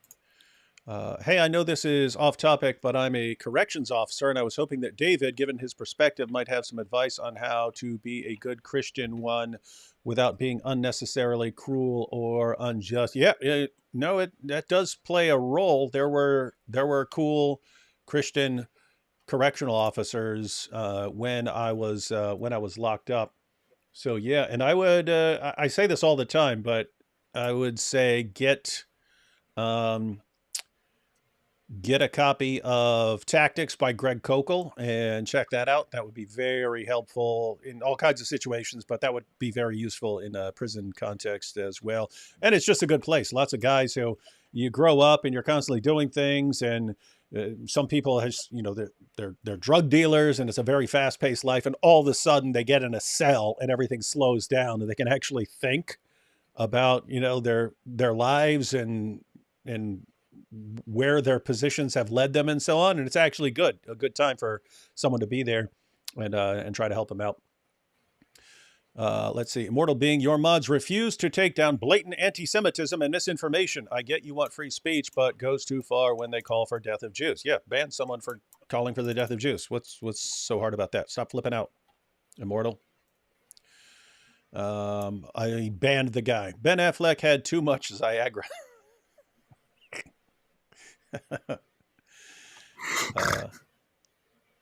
Hey, wait a minute. Mrs. Apostate. Is your wife a mod? Is she? Is she? Did you make her a mod? I don't know. Okay, Mrs. Apostate is a mod now. If she wasn't already, I put make her mod. Fantastic. I might need to find some more, some additional. Yeah, if someone's going after Sarah, I'm thinking maybe Sarah is the only mod who's there. I should have more mods. But yeah, no, people understand that. I mean, normally I would prefer banning someone, so it would be my call before I ban somebody. But yes, if someone is calling for the death of Jews or something like that, then yeah, that would be a bannable offense. And you might want to give a warning first and tell the person to shut up and don't ever say it again. But use your own judgment. Yeah. Oh, Mo talking about Ben Affleck's little rant at the beginning. Did he say we are endowed by our forefathers? Yes, he was trying to quote the Declaration of Independence and did about a good a job as who was it? Was it Biden? I'm trying to think who botched that way back in the day. Joe Biden did a thing. Yeah, that's what I mean, Biden. To be fair, I'm kind of like that. I can have something that if I'm just sitting by myself, I've got totally memorized. And if I am trying to spit it one day and I haven't quoted it before with a bunch of people around, yeah, sometimes you get a little jumbled up. But yeah, so the clue there, Ben, would be stop trying to sound smart and quote stuff if you can't actually spit it as it has to be spit. This clip led Dave Rubin to leaving one of the first to be suddenly be labeled conservative despite being married to a man. Oh, you're saying that this clip was what sort of set Dave Rubin off and saying, whoa, we got a problem here? I think I remember Dave Rubin mentioned that. Yeah. Oh, that's interesting. That's very interesting.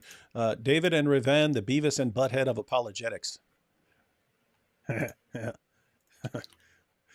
Pair character. Let's see. All right, let's watch a little more of this. That we see the jihadists. One reason they don't get exposed is because they were afraid to speak out. Because it's the only religion that acts like the mafia that will fucking kill you if you say the wrong thing, draw the wrong picture, or write the wrong book. So you do have. That's exactly what I would have wanted to point out. So this guy points out, but there are all these voices that are marginalized and they're calling for change and they don't get enough exposure. And Penn points, yeah, because they'll kill you over that. That's the problem.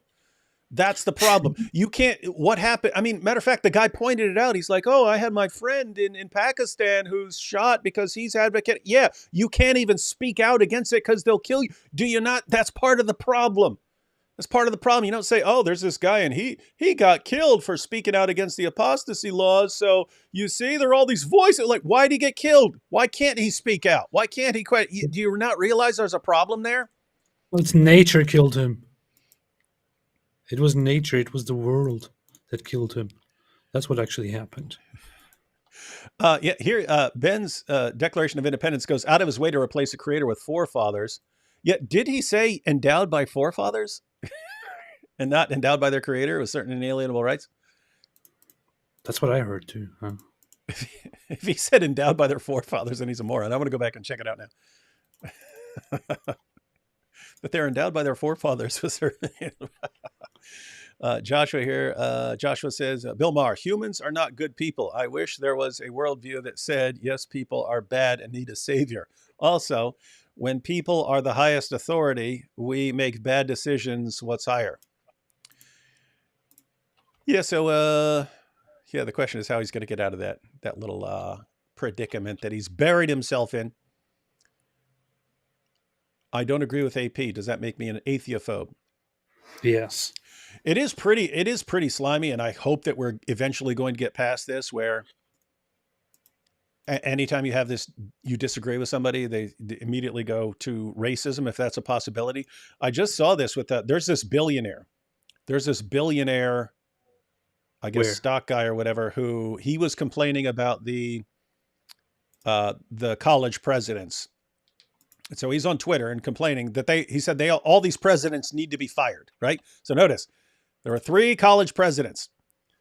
He says these college presidents need to be fired. And then the article that gets written about him is, because Claudine Gay is black, he wants her ousted. And he's like, wait, the other 2 are white. I said that. How are you?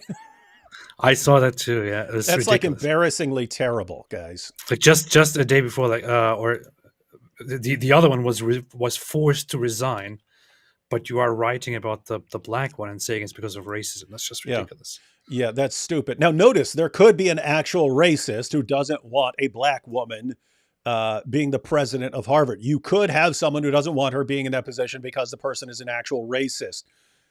But when you that's your go-to message in a situation where it doesn't make any sense, because this guy's saying all these, even these white people, they need to be fired too. Because of what? Because of their race? No, because of the horrible things they said. Let's see. I agree with AP. Pre-Islamic paganism has nothing to do with Hinduism. It was an independent religion in its own right. It thrives as Islam, though. Alhamdulillah. That's very beautifully said. See? Because it agrees with me. You will be saved from being put to death. Yeah. If you haven't yet, will you react to some of the anti-Israel people that have been on Timcast? I haven't watched Timcast in a while, so I don't know who's been on there. I have recently been invited to Tim Pool's oh, you should go on there, man. Other show, not to Timcast, but he has a different show that is something about conflicting ideas. I don't know. Yeah, it's still being arranged, but I would do that. I would go there. Yeah, you should totally go on there. Did either of you catch the post saying some leaky water tank was from Zionists stabbing it, or the Egyptian bulldozer video passed off as IDF? No. Oh yeah, I saw that. A video was posted which was actually from 2013, Egypt, and it was posted online on Twitter as look, Israel is driving a bulldozer over a bunch of Palestinian bodies and something like that. It's an old video from Egypt. Nice. Powerful Stuff. Ben can't say anything bad or good about slavery. He doesn't have the qualifications. Yeah, notice if you actually took that seriously, that, you can't condemn Islam's apostasy laws or wife beating or something like that. You can't condemn that unless you're a world-renowned scholar on that. It's like, okay, do you really want to live like that? You can't say anything is wrong. You can't say getting hooked on meth is wrong unless you are a doctor, a medical doctor. A medical doctor. I'm a medical doctor. Medical doctor. Yeah, it's really weird stuff. What is this, David? How much can you bench?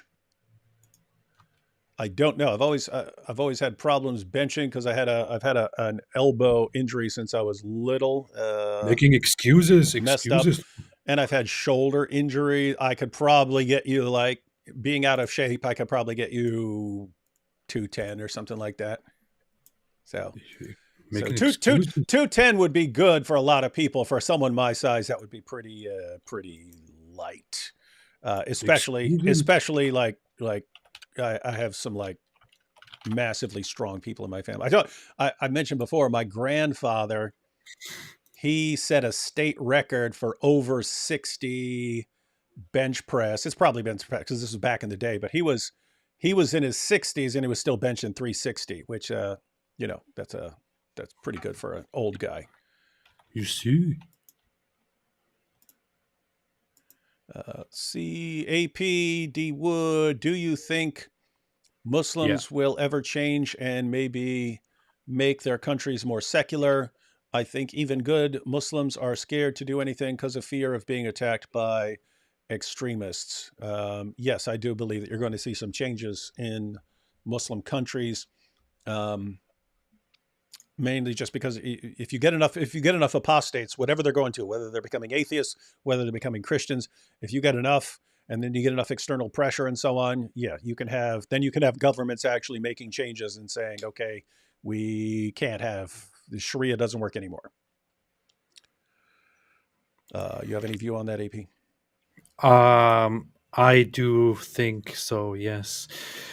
Muslims will have a change and make countries more secular. I think they are already changing. Yeah, they have been for a long time. They have been changing for a long time. You basically have a couple possible reactions. You have the reason things suck in our countries is because we haven't been devout enough.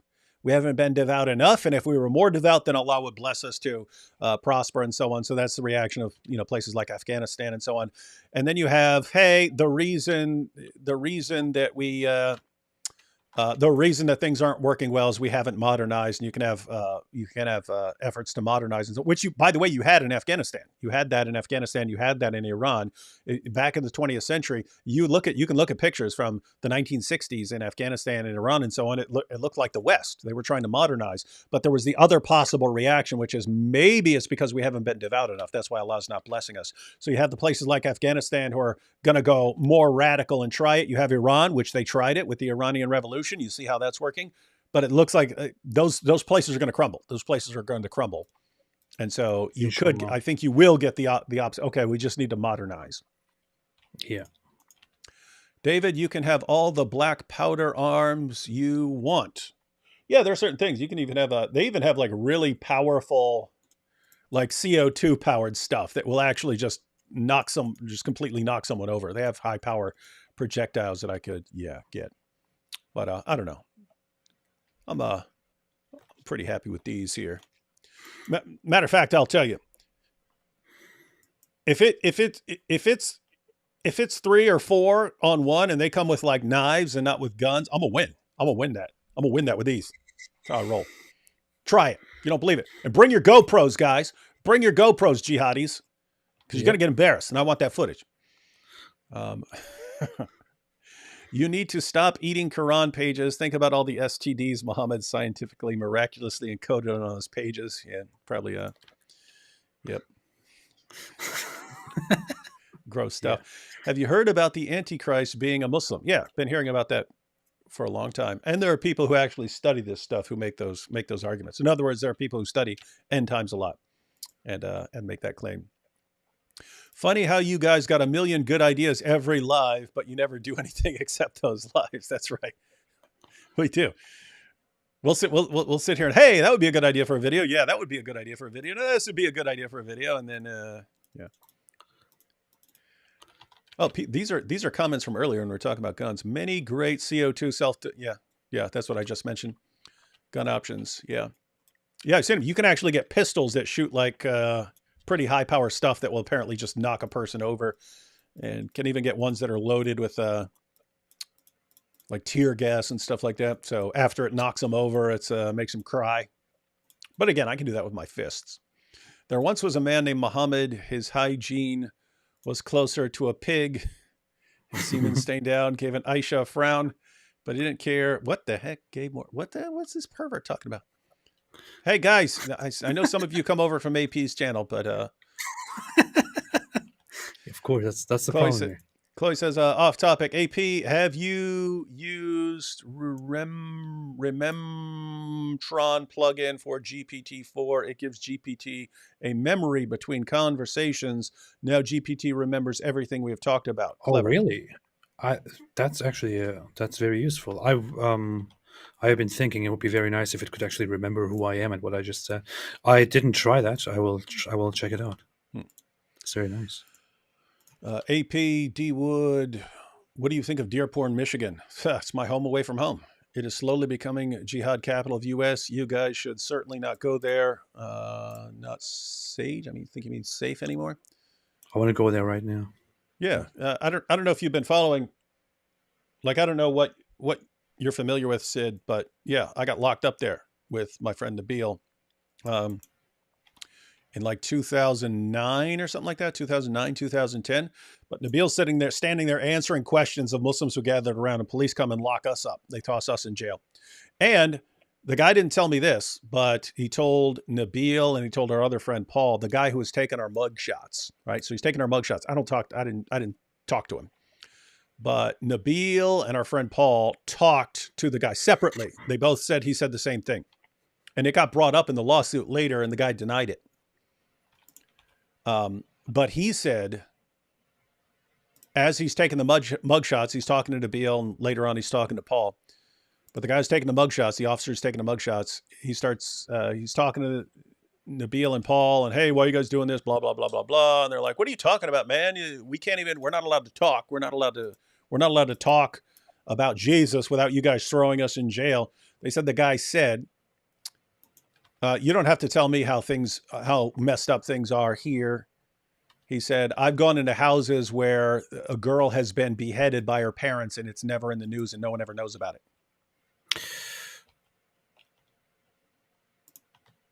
Guy said he's been to homes where girls have been beheaded by their families and no one ever finds out about it.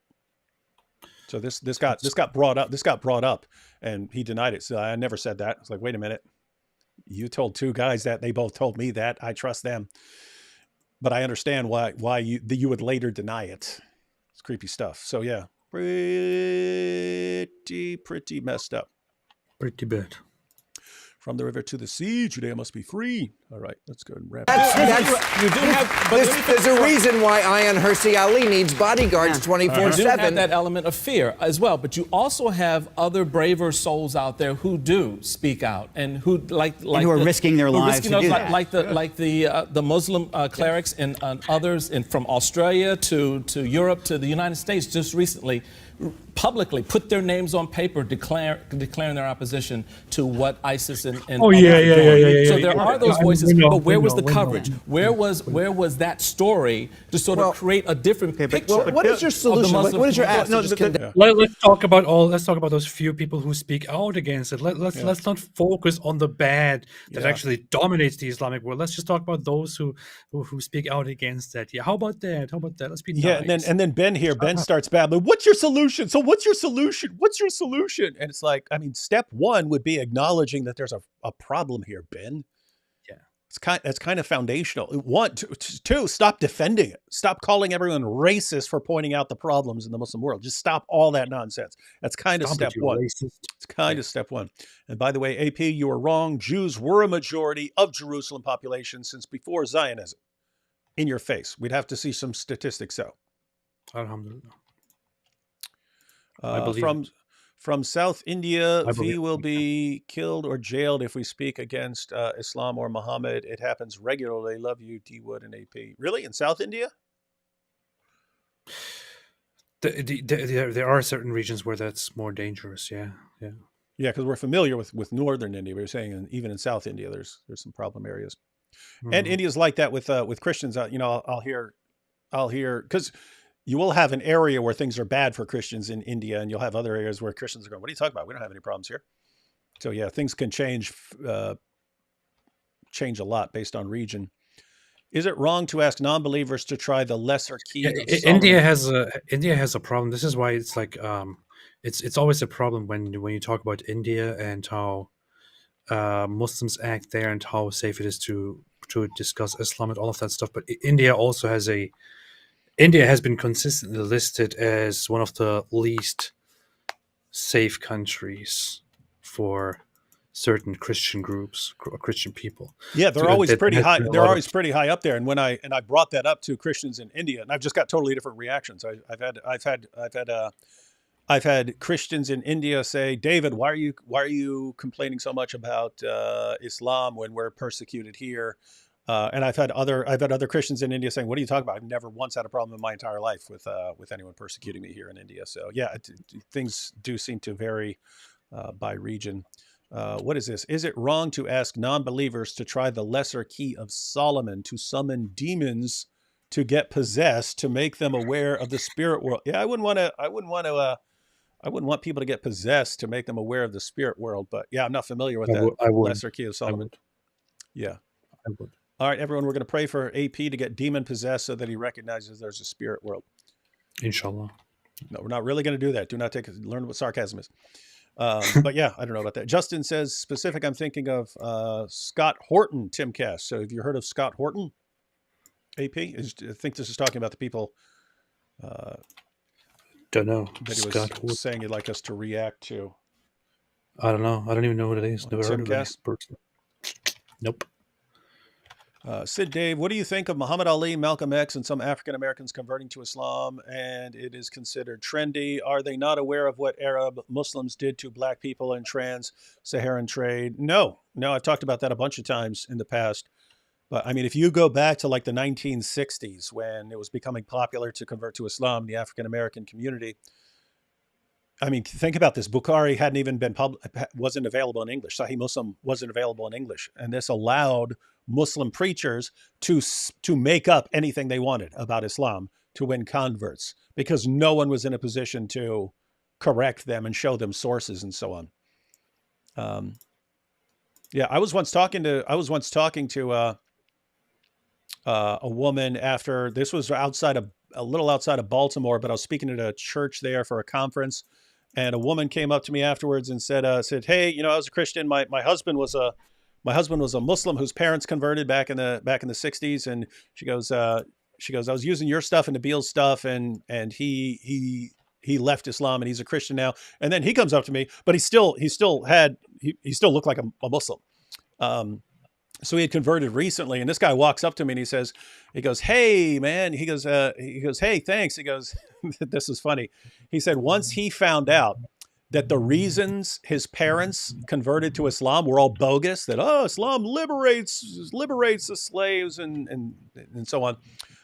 He said he wanted to tell his brother, because he and his brother had been raised to believe that Islam is this great solution to all these problems and so on.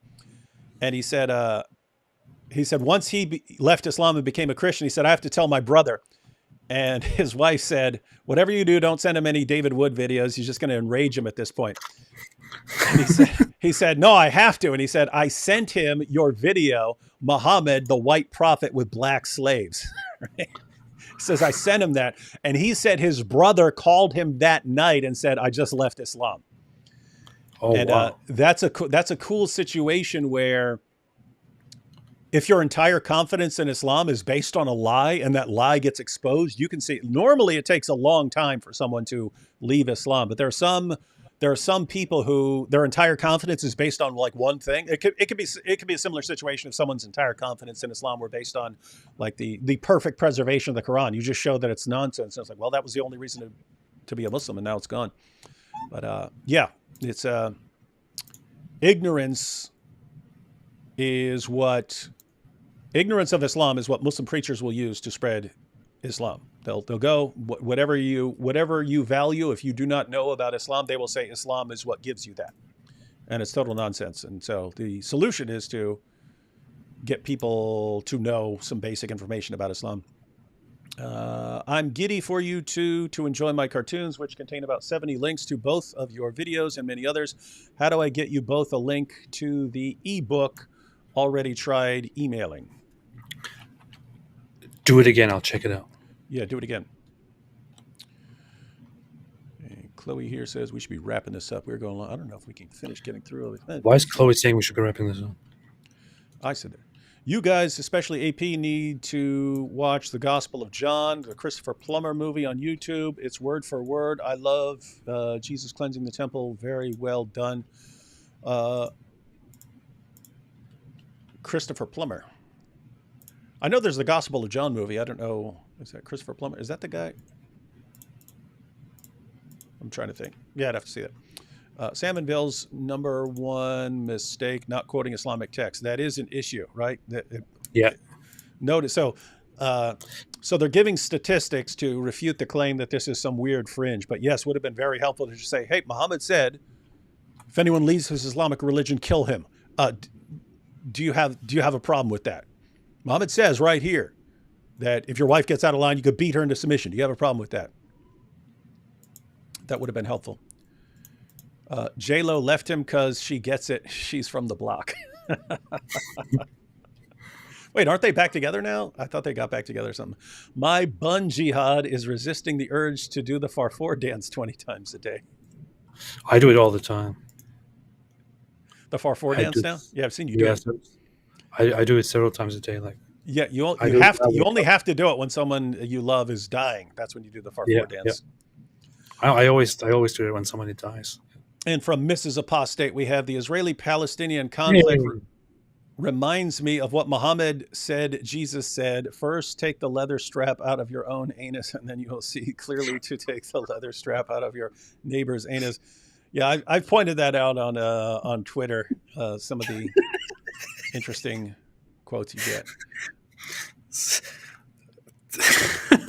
You pointed out the difference between what Jesus would say and what Muhammad would say, right? Oh, now we got the mod comments. My name is Sean said, put me a mod. How do I know? I don't trust lots of people. Like I feel like if I have like 20 moderators and they're just going to start banning everyone, I'm not going to know who's doing it or something. Does it tell you who banned who? No, I don't. Make a Farfour a mod, you weakling. I will be better than Sarah. Farfour. Never watched that Batman movie where Ben plays the character. Shows you how good an actor he is. God bless your work, David Wood and AP. You know what's funny? I've never seen any Batman movie. What? I haven't watched a single one of them. You never saw the Dark Knight or any of that? No, never. Off topic, I got the voice of Jesus from The Chosen using AI to speak Jesus quotes from the NAS Bible. So from The Chosen, still haven't seen that.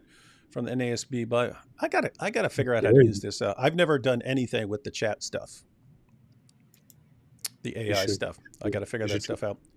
Why is anyone taking advice from an actor? They're actors and trained to lie. Yeah, that is a problem. I've been watching you both for 2 years now. Great work, AP. You've come a long way. Your knowledge on so many subjects is truly formidable. Yes, that's true. How do you know so much stuff? Let's see. My first super chat ever. My first super chat ever. I'm a professional illustrator with a wicked knack for editorial and tons of Muhammad ideas, but don't dare out for fear of my family. Well, you don't need to publish your name and stuff. He chose Mr. L. Moo. That's the cow he chose. Moo. When the age of apostasy strikes Islam, will all the current top Dawa guys be marked for failing and causing the downfall? I think they will. In other words, I think they're doing more damage. I think they're destroying it from within. It's just a question of, are any of them doing so deliberately, or are they all just really this dumb? Fastest growing religion in Iran. I think it is Christianity. I would love to put my leather straps on either of you being on Tim whatever channel. Oh, I mean, apparently AP is invited, so yeah, that would be awesome. I will be watching. You know what? We'll be watching. Did you guys see okay, so cool. We're through the super chats here. Did you guys see the Harvard-Harris poll results? I saw it, yeah. What is that? What's that talking about? I was reading them earlier. Well, first off, the first quarter or so is about general political stuff, but then most of it, when it gets to the point, is about the Israel-Hamas war and thoughts on anti-Semitism and all of that. And they chose American individuals randomly and weighted them to get a proper picture of the average American opinion. And it looks like the polls, the results are pretty good overall in general, such as that the majority of Americans still say October 7 was a terrorist attack. Hamas is a terrorist organization. We support Israel's right to defend itself, and so on. But the thing is, what is puzzling, what is shocking, which is why some news sites reported on it, is that there is one final question. I don't know if it's the last question or second to last, but there is a question like, what do you think is the solution to the Israel-Hamas war or the Israel-Palestine conflict? And then there are three choices. One of them is to have two states, Palestine and Israel, side by side. The other is that the Arab nations should just absorb the Palestinian territories. And then the other option, the third option, is end Israel and give it all back to Hamas and Palestine. And that was chosen by 51% of respondents. Gosh. Which doesn't make sense. That's freaking nuts. Which doesn't... Okay, no. Wait. That was chosen by 51% of respondents between the ages of 18 and 24. Okay, that's what was done. So it was, again, the young population that is stupid. Shocker. They chose it, 51%. But the thing is, it doesn't really... That response doesn't make sense when you look at the rest of the survey, because overall they seem to be quite reasonable. Yeah, I'd have to check that out. That does seem at odds with the rest of the stuff. Yeah, and it also says give back to Hamas and Palestine, which is a stupid suggestion because there is no giving back. It was never part of that. I can guess the answer here, but AP, as an atheist, do you believe in demons? I am a demon. No, I don't. No. Could have guessed that. Yeah, I mean, in theory, you could be an atheist who rejects the existence of God and still believe in demons, but those beliefs normally go out together. Yeah. Let's see. When you mod someone and they do something, it tells you what the mod does. What? Oh, that's cool. Chloe here says it's not GPT. Oh, talking about the AI voice. It's not GPT. It's AI voice copy or Jesus from Chosen. Oh, yeah. And finally, Carlo here says, AP, have you seen the video where Ali Dawa tells Israel Advocacy he doesn't belong in Britain and to go back to Israel? Did he say that to someone? Did he say, hey, go? Did he tell the guy to go back to Israel? That would be funny. Did he actually say that? That's because that's like a very big endorsement for Zionism from Ali Dawa. Yeah. Okay. So I need a place I can go back to. Thank you very much, Ali Dawa. That would be worthy of a response. That would be funny. Yeah, we'll have to check that out. That sounds like something Ali Dawa would say because he's stupid. He can't think through the things that he actually says. Yeah. And here, finding Chloe says, The Chosen diverts a bit from Jesus' true words. That's why I took the actor's voice and put it to AI so he can read Jesus' actual words from the NASB. Yeah, again, I still haven't seen The Chosen. We're planning on watching it someday. Maybe we'll post a reaction video or something to that. I posted I watched 2 seasons of it. I haven't watched the third yet, but I think it's very good.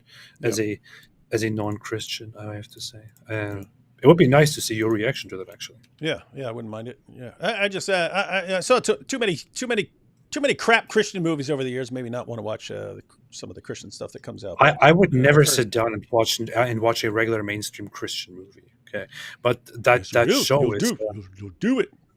But that show is it's very good. It's outstanding. It's not like regular religious stuff.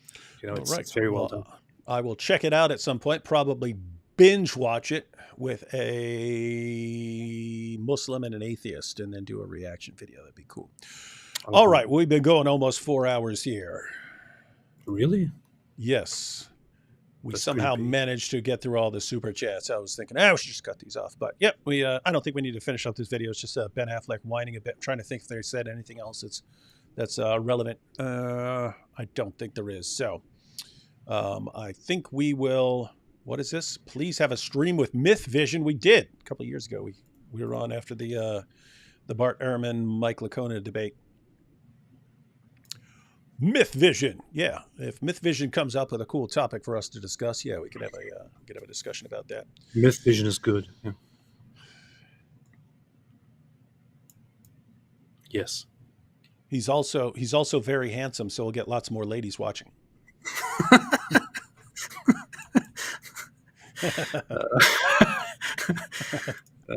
Interesting. Yeah. All right, everyone. Well, we've been through it. Takeaway: there are some people who actually have some common sense.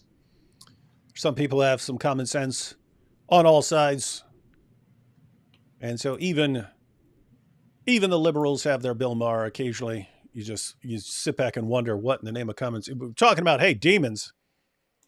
I mean, AP. There comes a point where you have to start wondering. This is so easy to understand that people not getting it, it's got to be demonic. Something. There's got to be some demonic influence here going on, because it's just pretty messed up. Far4 says distraction plus mod me, weakling. Yeah, I'm gonna make a guy who dances when his grandfather's dying. I'm gonna make him a moderator. Yeah, good idea. All right, everyone. So we've heard from everyone, and any final thoughts, AP? Well, I would say there is one thing that people often say or ask in response to all of the stuff that is happening in the world, and that is like, so what is your solution? And my solution is simple: stay away from Islam. Yeah, and I think we can sum up everything that's happened, everything we've discussed, with a song. Ain't gonna follow no child molester, sex offender, private pretender. Ain't gonna follow no child molester. Islam's not for me. Ben. Islam's not for me. Ben Affleck. Islam's Not for me. So stop defending it, Ben.